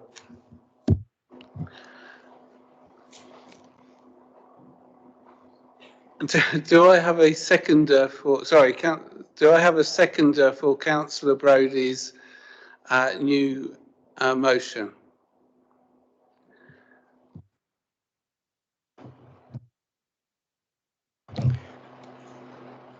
Councillor Price, right? We've come to some kind of compromise of part of your question. It seems that it's going to be difficult to change the number of places because that could be challenged, right, within that. So we've come halfway into your concerns. Are you happy to withdraw your amendment and support the substantive motion? Thank you, Chairman. I will withdraw because I would see that I'm not going to get the support, and that obviously it would leave any changes open to challenge. And I thank the officers for and the legal team for trying to find a compromise. It's, you know, the role of the planning committee sometimes is actually to get the best that we can and introduce conditions and stuff. This isn't perfect. I don't think it addresses everything, but I think it builds in a mechanism to ensure that in 3 years' time, if it's not being well managed and well run, it's not going to be approved again. Now, that could mean that the residents have got 3 years of hell to live through. I don't for 1 minute think they will. I think residents will find that this will be a well run, and I hope it is a well run establishment and there'll be no problems, and it fulfills the need that we so much want it to fulfill. And I don't doubt for 1 minute it will. But I've tried hard today to just ensure that the residents and of all the wards that might have issues with this see that we are willing to question and offer alternatives. And I will support this. I think it's sensible too. I've listened to everything. I didn't for 1 minute an hour ago, whatever it was, or 2 hours ago, think that I would be saying I would support this. But I think with that condition in, and with the local member and the adjoining local member working with the residents, with Two Saints, assuming they're willing to, make sure that they do engage with the residents, that this can be run properly and it can be an absolute success. Thank you for your time. Thank you. I'm going to go on that basis to the vote. Chairman, if I can just for an absolute point of clarity for members' benefit, we now have a proposal from Councillor Brodie, seconded by Councillor Christensen, for approval of this planning application in accordance with officer recommendations, subject to the updated conditions, subject only to one additional condition, giving us a time-limited consent for a period of 3 years. That is the proposal that members are voting on. Should they vote in favour, permission will be granted on that basis. Should that motion fall, we'll come back. Councillor Brodie. Yes, sorry, Chairman. Is this 3 years from when they actually start, or 3 years from today? I would suggest it would be 3 years from the commencement of the operations rather than 3 years from a particular date. Thank you. Right, I have a proposal from Councillor Brodie. I have a second from Councillor Christensen. Can we go to the vote? All those in favour? 1, 2, 3, 4, 5, 6, 7. And that is, there is no against? No. That is approved. Thank you. I'm going to call a break at this time so that we can move around and stretch our legs as necessary. If we can have 5 minutes, thank you.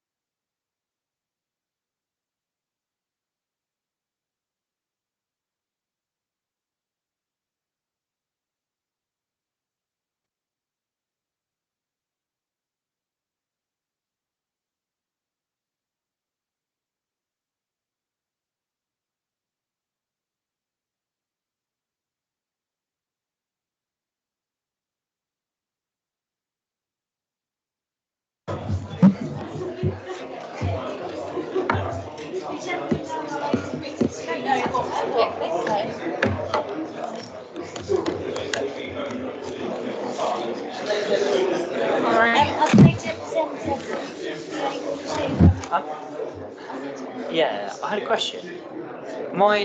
If I put my microphone speakers up, No, you need to turn it off. I've got it turned off at the moment, so are people going to be able to hear me on Yes. online? Oh, through here. Yeah, it's all set up. That was my question. I was like, if I'm quite there, will they hear me online?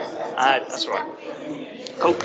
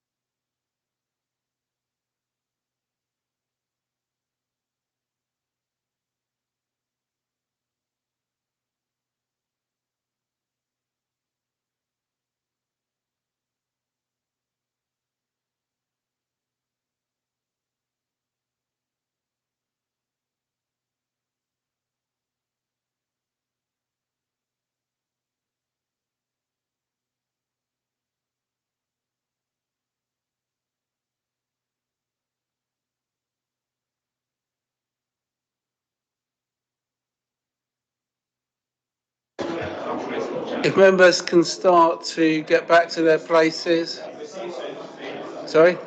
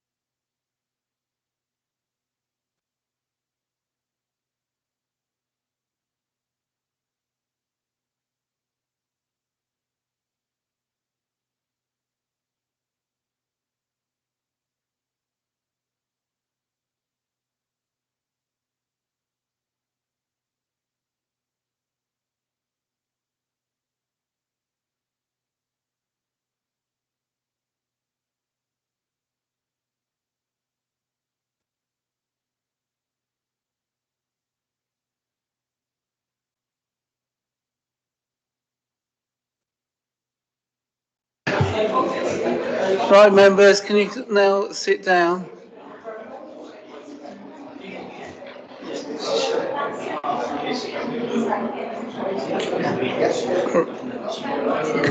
Councillor Quirk, can we sit down now? I wish to start the meeting. Sorry?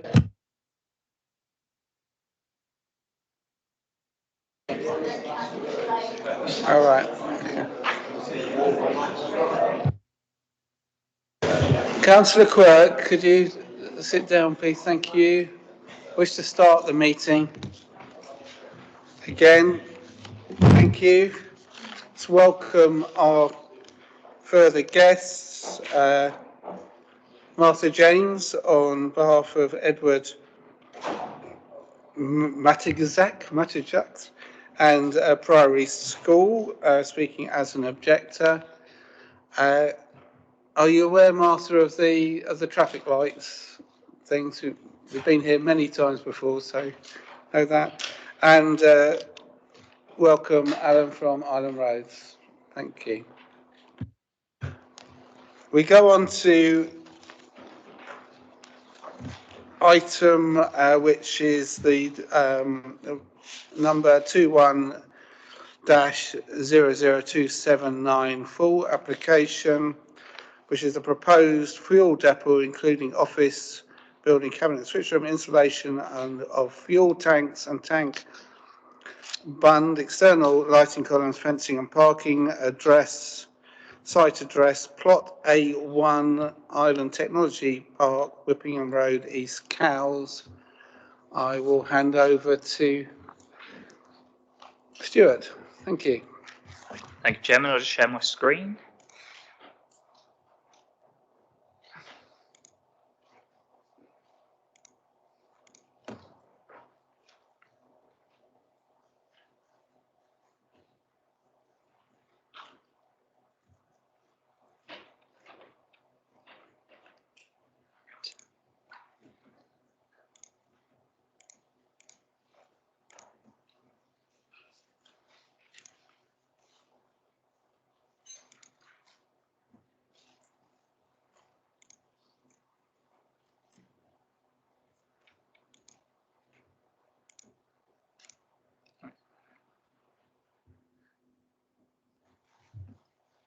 We've got some technical problems. Or? Yeah, I'm just trying to share it on Teams. Just bear with me.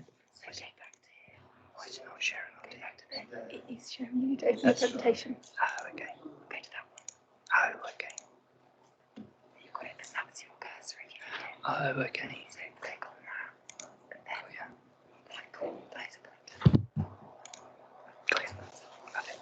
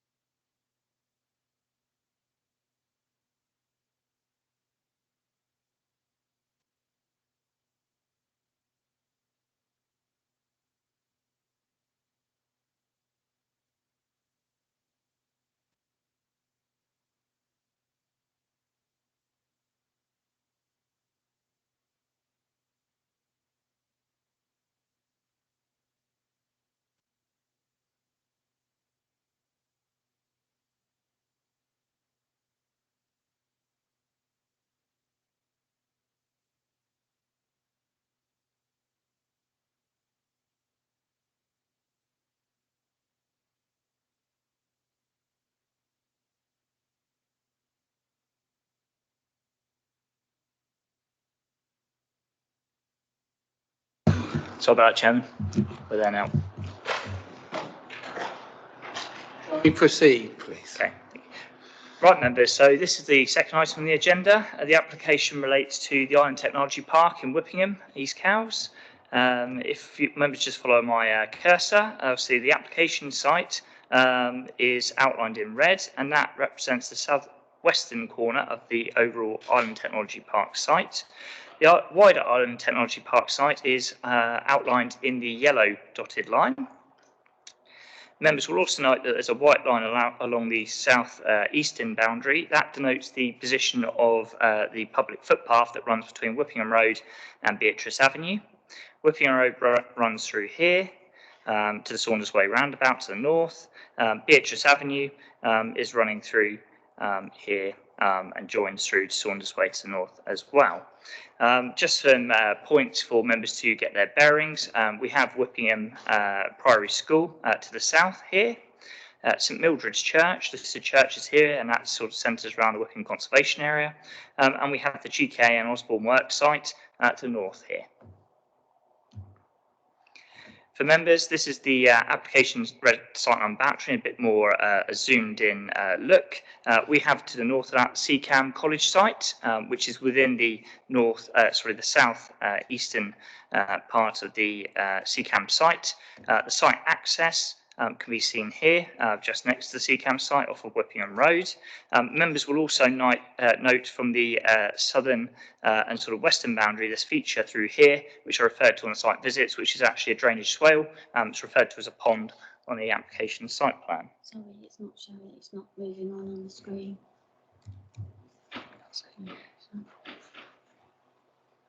So bear with members, the slideshow's not moving on the online screen apparently.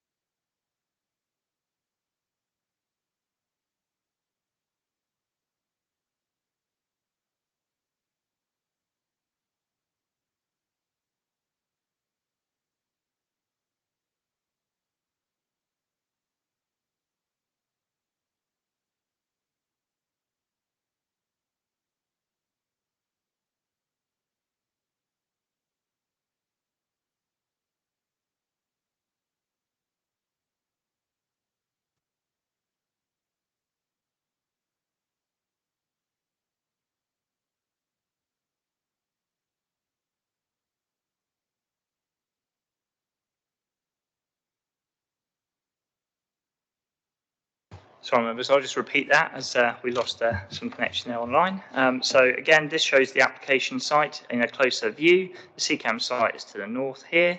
The access from Whippingham Road close to the Seacam site, and Osborne Works is to the north here. Members will note this feature through here, which is the drainage swale that we saw on site, which effectively is a ditch that runs just outside the site boundary. Some photos to remind members of the site. So again, this is the access road from Whippingham Road. The Seacam campus site is here, and obviously you would turn off in this direction towards the application site. This is the current application site that's subject to this proposal, and as members will see, the junction with the on-site access road is already in place. And again, this shot here is a wider shot showing the entirety of the site. Members will note there is a hedgerow boundary along the ITP, the Island Technology Park wider site boundary, and the on-site access road in the foreground. Some other photos to show the wider context for members. Members are referred to the map through here, which shows where these photos are generally taken in which direction. Photo 1 is looking across from southwest to northeast towards the Seacam site, so you'll see the Seacam site through here. Photo 2 is the drainage swale, which is to the south, which we just pointed out. Photo 3 is taken from the northern end of the drainage swale, and that's looking towards the Osborne Works and particularly showing the existing tree planting along the rear boundary of the site. Photograph 4 here is again taken from Whippingham Road, is looking towards across the agricultural land. You'll notice the Seacam site in the background. The application site will be in this area here, and members will note that there's a hedgerow is through here, which is on the north side of the public footpath that runs through. And photograph 5 here is taken from the hedgerow boundary of Beatrice Avenue, and that's generally from this direction to the south, and that's looking across the agricultural field towards the southern site boundary of the Island Technology Park site. In terms of the proposal, the application is to lay out a fuel depot. Members will note that the existing site access will be utilised, and that will be gated at a setback of about 20 metres. And in terms of the general setup, there would be a concrete sort of parking turning area that would accommodate the tankers. The loading areas and unloading areas are here and here. So generally the larger tankers that would come in less frequently would come through the site access, and they would load at this point here, and then the fuel would be deposited into these tanks. The tanks are 125,000 litres per tank, and then the offloading of that fuel would then go into these smaller tanks, which then would leave to go and distribute the oil and fuel around the island. In terms of the tanks themselves, like I said, they're integrally bunded, so there is additional layer of protection in terms of leakages. And members will also note that there is 150 mil concrete upstand around that area, which would also provide a tertiary containment to the fuel storage. In terms of the administrative setup, there would be a single-storey office building through here, which is about 3.5 metres in height, and generally there would be staff and visitor parking provided to the front of that as well. In terms of the perimeter, the site would be enclosed by 2.4 metre high fencing, and I'll show members the details of that in a minute. And also around that perimeter, there would be 8 metre high floodlights spread at regular intervals around that perimeter. Just some site sections to show members. So generally this is a cross section looking through the site. So again, you've got the office building. This is generally looking from the south. The site entrance is through here. Members will note floodlighting and the fuel containment. And generally the fuel tanks are about 3.6 metres high, and there's some balustrading above that, which takes it to about 5 metres in height. And again, these are just some images looking at the front and back of the site, and generally towards the site office as well. Some additional sections, again, taken from different vantage points, and again, looking at the opposite direction to the other sections. So again, members note the tanks, the floodlights and the office building. And generally, this is looking from the rear of the site across towards the back of the proposed office building and the gated entrance. To give members a 3D visualization of the proposed setup, again, storage tanks, fenced compound, hard landscaping, and the office building. There will also be some small cabinets, which will also be part of the overall setup, and a small loading skid here, which is about 4 metres in height for the loading of the smaller tankers. In terms of what that skid looks like, there's just an image of one that's set up elsewhere, and also just gives an idea for members of the 3 tank setup that Certis would be looking at putting on the site. And just an idea again of the small ancillary buildings that would be put in to support the overall use. And generally the gate and fence details. So this is the entrance gate detail, and just generally the Harris style fencing that would go around the perimeter. In terms of the lighting, the applicant has provided a light spill diagram, so members will note that generally the light spillage is concentrated around the site and its features, and barely goes across the site boundary. Members will also note that the Island Technology Park site boundary is actually larger than the application site boundary, and that light levels generally fall to 0 very, very quickly beyond the actual application site boundary. In terms of the proposed drainage setup, again, members will see that around the tertiary containment and loading areas, there will be some surface water drainage provided, and that would capture any spills and leaks via a sump, and then that would be directed towards an interceptor separator here that would treat any waste or any surface water prior to being discharged into the drainage swale feature. In terms of the proposed access arrangements, the existing access road is already in place. However, it is recommended that WL lines are placed along that access road, particularly around the 90-degree junction that tankers would have to negotiate into the site. This diagram is a swept path analysis done by the applicant that shows the general area that those WL lines are likely to be required, although they may also be possibly required around this area of the junction as well. But overall, where those actually are precisely placed would be down to the TRO traffic regulation order process that is separate of this planning application. To give members an idea of distances to neighbours, to various features, and to also show where the previous fuel storage site is, I've done a diagram here. So members will note that the previous Isle of Wight fuel storage compound was over here off Kingston Road. That is about 1.26 kilometres away from the current site. That is now closed as of about August 2020 and no longer serves the island. We have distance to residential properties. To the south is 200 metres. To the south east, 230 metres-ish away is the boundary with Priory School. And to the northwest, approximately 520 metres is the site bound, oh, sorry, the boundary with Queensgate Primary. And that concludes the proposal, members. Thank you. If we move on to speakers, Martha, you have your 5 minutes. Thank you.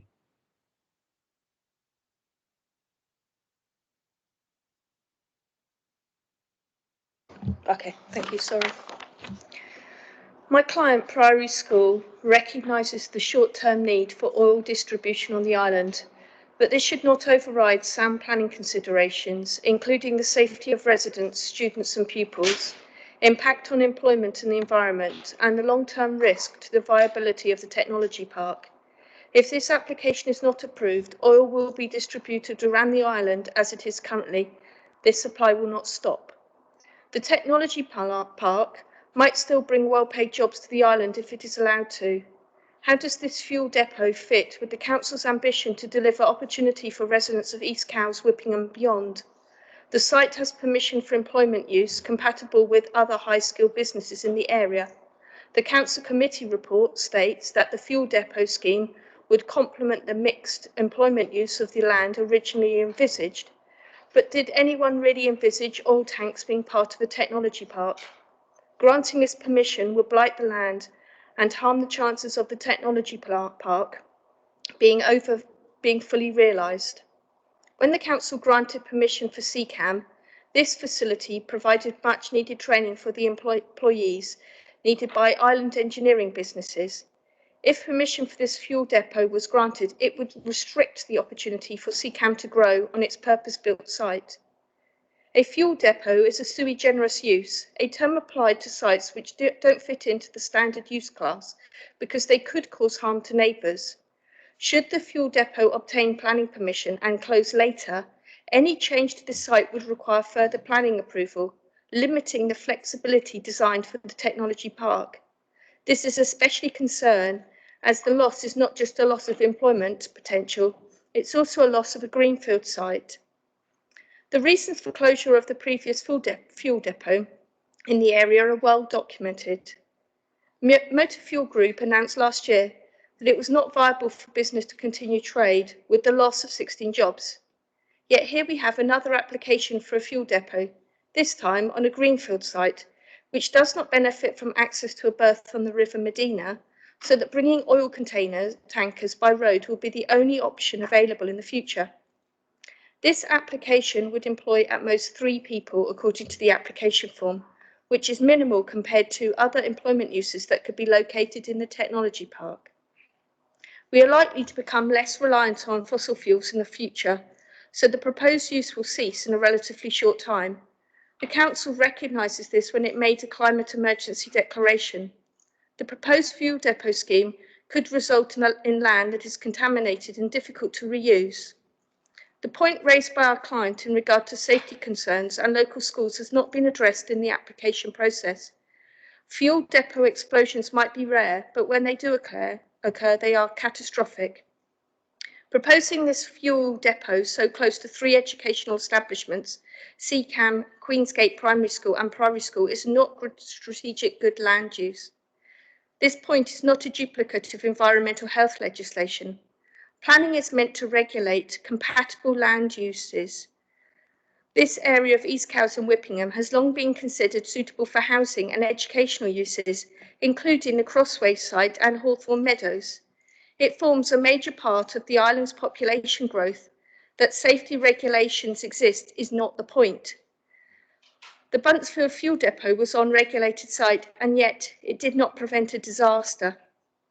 The loss of high quality employment land for this sui generis proposal is against the island plan policies SP3 and DM8. None of the conditions proposed would result in a scheme which be safe for future residents, college students and school pupils. We ask that you refuse permission for this fuel depot scheme. Thank you. Councillor Price, you, as the local ward councillor, you wish to speak. Thank you. Thank you, Chairman. The site, which was approved back in 2013 for an employment site, has only so far managed to attract one other use, with CCAM as a training provider. The site has been extensively marketed and has had very little come forward to make use of what has been described as valuable employment land. There has also been mentions that the loss of the site for employment should not be accepted and that there is very little other employment land in East Cowes. But in fact, with the two huge GKN premises, the RNLI and Venture Keys, just to name a few, East Cowes probably has some of the best. The previous oil storage site in East Cowes was closed and suspiciously dismantled rapidly during the pandemic last year. The reason the applicant is not applying for use on that site is, one, because they don't have that as an option, and number two, the site was not only a greater risk to the environment by the nature of its closer proximity to the River Medina and other residential areas, but also because the storage facility was old and tired.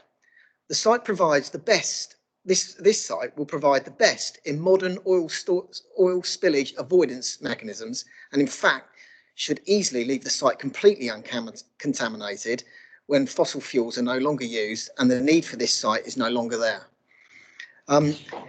You will also hear that the site may pose a risk to local educational facilities, and I've considered this long and hard, and I'm confident that the facility will not only adhere to all the local rules and policies, but will also be bound by a huge amount of legislation and will probably have to meet far more stringent requirements than many other industrial sites around the island. And this site will be manned 24 hours a day, 7 days a week, which is why the lighting is highly likely to need to be on for that period. The site in its locality to East Cowes Ferry makes sense. Large tankers can unload at the depot and then allow smaller tankers to distribute the fuel around the island as and when needed. The recent spike in oil prices on the island has been caused entirely by there being inadequate storage facilities. This in itself is something that this site will address. We will have adequate oil storage on the island and will not end up running short on oil if for any reason ferries cannot run for just a matter of a few days. Any suggestion that this site is not needed is completely false, as thousands of local residents who are not connected to the gas network on the island rely on this type of fuel to heat their houses in the winter. I'd say no councillor wants this facility in their ward, and least of all me. But if I was asked, do we need an oil storage facility on the island? I think my answer would be yes, we do. All I would ask the committee to do, for me, as the local councillor, but also for Whippingham Parish Council, who have made comments on this in consultation with me, is to include a much increased soft landscaping programme than is recommended in the officer's report, and that there is a focus on planting semi-mature dense evergreens around the site, such as Chirrell laurel and grissellini, which are both commonly used and economical fast-growing evergreens that require little or no maintenance at all. This would very much enhance the area. They will eventually grow to nearly 8 metres tall. This will go some way to neutralising the carbon footprint of the site once it is inevitably covered in concrete.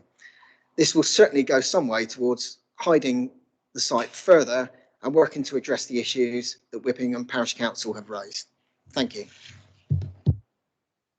Thank you, Councillor Price. Can I ask the officers to reply to any of the issues that were raised?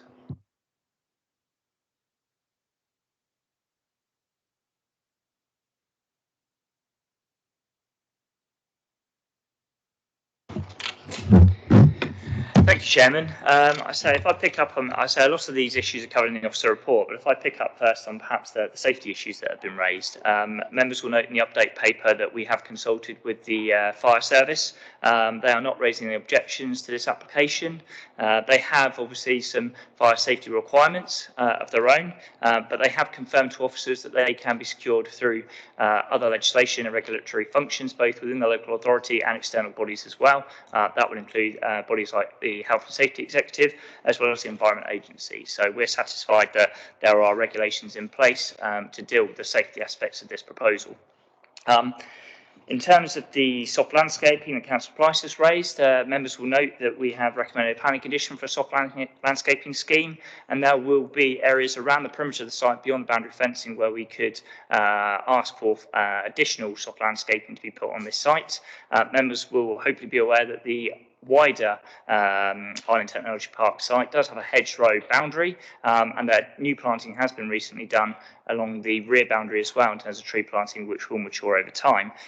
So we are satisfied that not only with existing landscaping and additional landscaping secured through our planning conditions, that there will be adequate soft landscaping around the site reflective of existing setups like CCAM, also similar setups that have been approved previously, although not built out on the site. And recognising the fact that this is an approved industrial site, and that members will note from the images and photographs that this site would be seen in the context of that industrial buildings within the GCAM Osborne Works and also the CCAM College building itself. In terms of a lot of the other issues, then I would just direct members to the officer report, particularly in terms of loss of greenfield land. Again, this is an approved technology park site, and therefore we've already accepted that this would be developed for employment use. In terms of loss of an employment land, well, we're actually looking at a use that would generate employment, albeit perhaps on a smaller scale. But members, ultimately this is compatible with the approved use of the site and would generate jobs on the island. And I'd also make the point that the fuel depot itself would support island businesses as well as homes. In terms of the sui generis nature of use referred to, it's correct that it will be a sui generis use, but what that does mean is that we have quite good control over this site. So if there is a material change in the use of this site, then it would require another planning application to come before the council. So unlike maybe some other uses that have permitted changes, that would give us tighter controls on this particular site. So so I think I've probably covered most of the queries and issues, but if members have any specific questions, I say if they're not covered in the report or I've not covered them now, then I'm happy to take them. Thank you. Do we have questions from members for officers?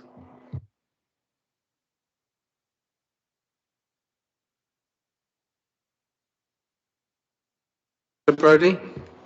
Well, I'll ask a question because it's something Mrs. James referred to. I understand, that the need, which Councillor Price seems to be urging us towards, to having a distribution centre. Mrs. James said, quote, distribution will not stop if not approved, unquote. Is there any clarification on that? I'd really like to understand that.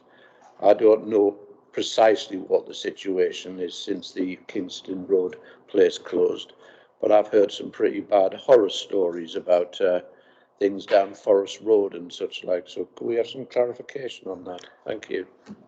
Officer Stewart, can you clarify?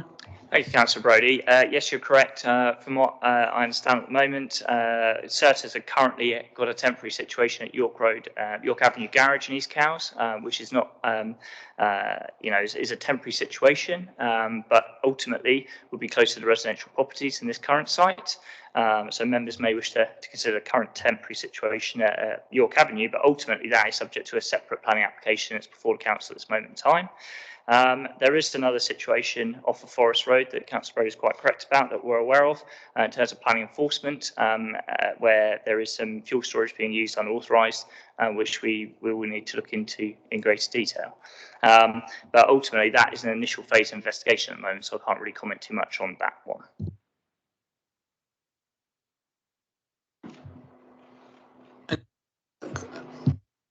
Sir Christensen. Just addressing the safety concerns, has there been any incidents at the other sites beforehand concerning the fuel storage? So I'm not aware of any incidents, but ultimately we've consulted with both environmental health and the fire service, none of which have raised any concerns. We also sent a consultation to Health and Safety Executive, but we haven't received a response. Any other questions? I have a question. Obviously one of the main purposes is oil-fired heating and supplying that. What is the quantity of houses on the island that's still very reliant on oil-fired heating? I'm afraid I don't have those figures, Chairman. Because I think a lot of houses on the island are still reliant. Obviously, eventually that will be phased out, but we have to look at the demand for them at this present time, do we? I think the only point I would make, Chairman, is that, you know, obviously there is a viable proposition for this company, otherwise they wouldn't be investing on this particular site. Ultimately, whilst fossil fuels will be phased out, I think the clue there is that they will be phased out, and ultimately people will be reliant on them still for some years to come. We'll move to the debate. Do I have any proposals from members?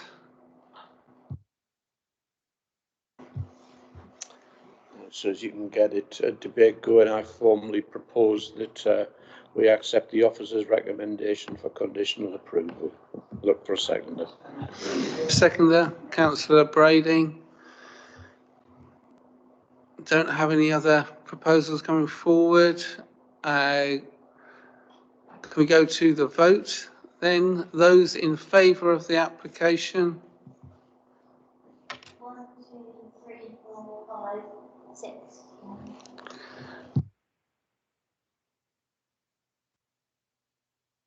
I'm going to just have a very quick break again so that we can move around the room, and then we'll come to the final item on the agenda. Thank you. You can just say a quick 5 minutes. Thank you.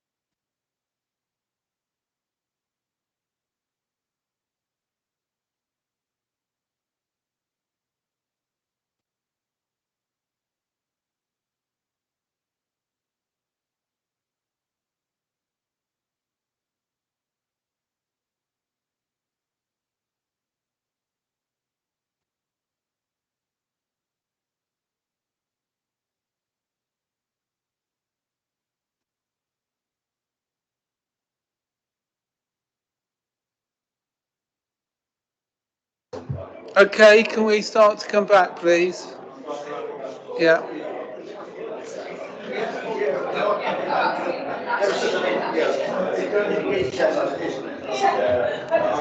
Thank you, Marie.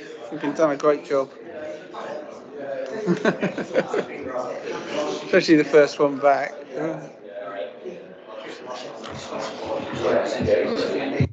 Members, if we can actually get back to your places. No, we'll re-look at that, Councillor Brady.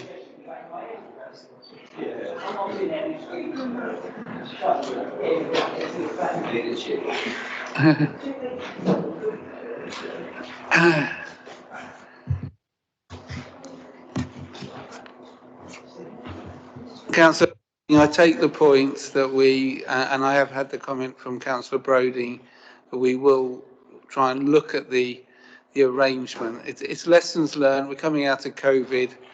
We have to put things in difficult spaces, but hopefully, if we're coming out of the restrictions at the end of July, we won't have to carry on like this. So thank you. On this item, I believe Councillor Quirk and Councillor Oliver can take part. So please do. We are, I'm just conscious of the time. I do not want us really to go beyond 7 today. I'm sure we want to get away, perhaps before. But we would have to go into a vote for an extra hour if we wanted to, but I'm sure everyone wants to get away, I think, to watch football or have tea in my case. Can we go on to the item 2020-21 Appeals Performance Report? You've all had the report, I'm sure you've read it. Over to you, Ollie. Thank you, Chair, and good evening, councillors. I'm just going to give you a few brief words just introducing this paper. As you would have seen, it is for noting, but we felt it was quite timely given the publication nationally of the latest round of government appeal statistics, that we reflected on those and brought those forward for councillors to consider and discuss as necessary. I don't really think there's much else to introduce in terms of this paper, as I would hope that you've had the opportunity to review and consider as necessary. Thank you, Chair. Any councillors wish to raise points of the report? Councillor Brodie. Yeah, thanks, Chair. I don't think this is going to trouble us too long, to be honest, this evening. I think we'll be aware well before 7 o'clock with any luck. It's a good report. You know, I mean, as it says, you know, I mean, just in executive summary paragraph 2, the statistics show that the council performs strongly at appeals and is well below the national thresholds for any government intervention. That is absolutely reflected in the statistics that I've read within this report. It's where we want to be honest, as a planning authority and as a planning committee. We want to see that decisions are being made that are sustainable with the planning appeals service. So, Chair, again, you know, just I said we're adopting a style here of ensuring the agenda moves on, because you know how I don't like long meetings. I propose that we accept the recommendation that the content of this paper is noted, and I would suggest and welcomed. Thank you. I'll look for a seconder. I have a seconder, Councillor Quirk. Take pleasure in seconding that.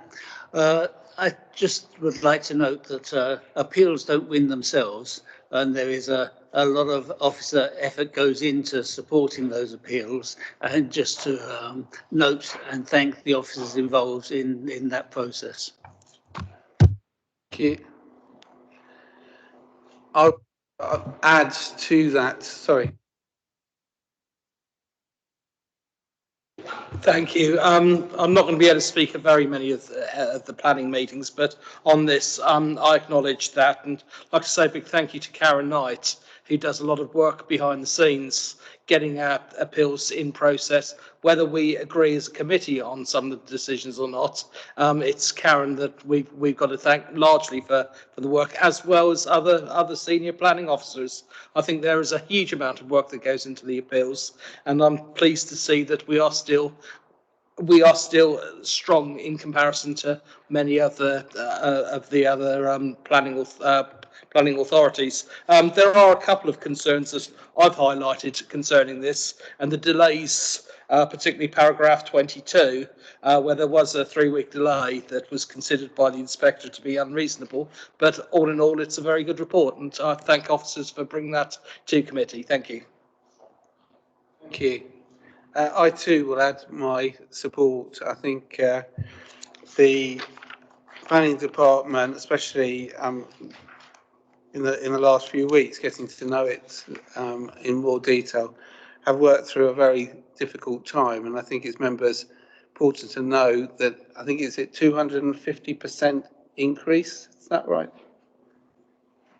It's not quite a correct stat. I think the stat that you're probably thinking of relates to pre-application increase, but I think certainly statistically, and this is borne out, that over the last 6 to 8 months, the planning department, along with many other planning departments across the country, actually have seen a significant and sustained increase in the number of applications, pre-application advice requests, and also sort of topically appeals as well.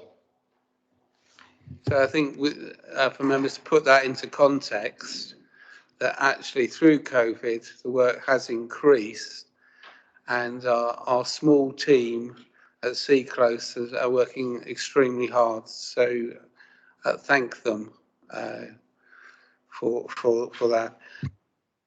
I got a seconder. Can we just show our hands in support of the report? Yeah. Thoughts are approved. Members' questions. Is there any members' questions? No. I therefore officially end the meeting. Thank you.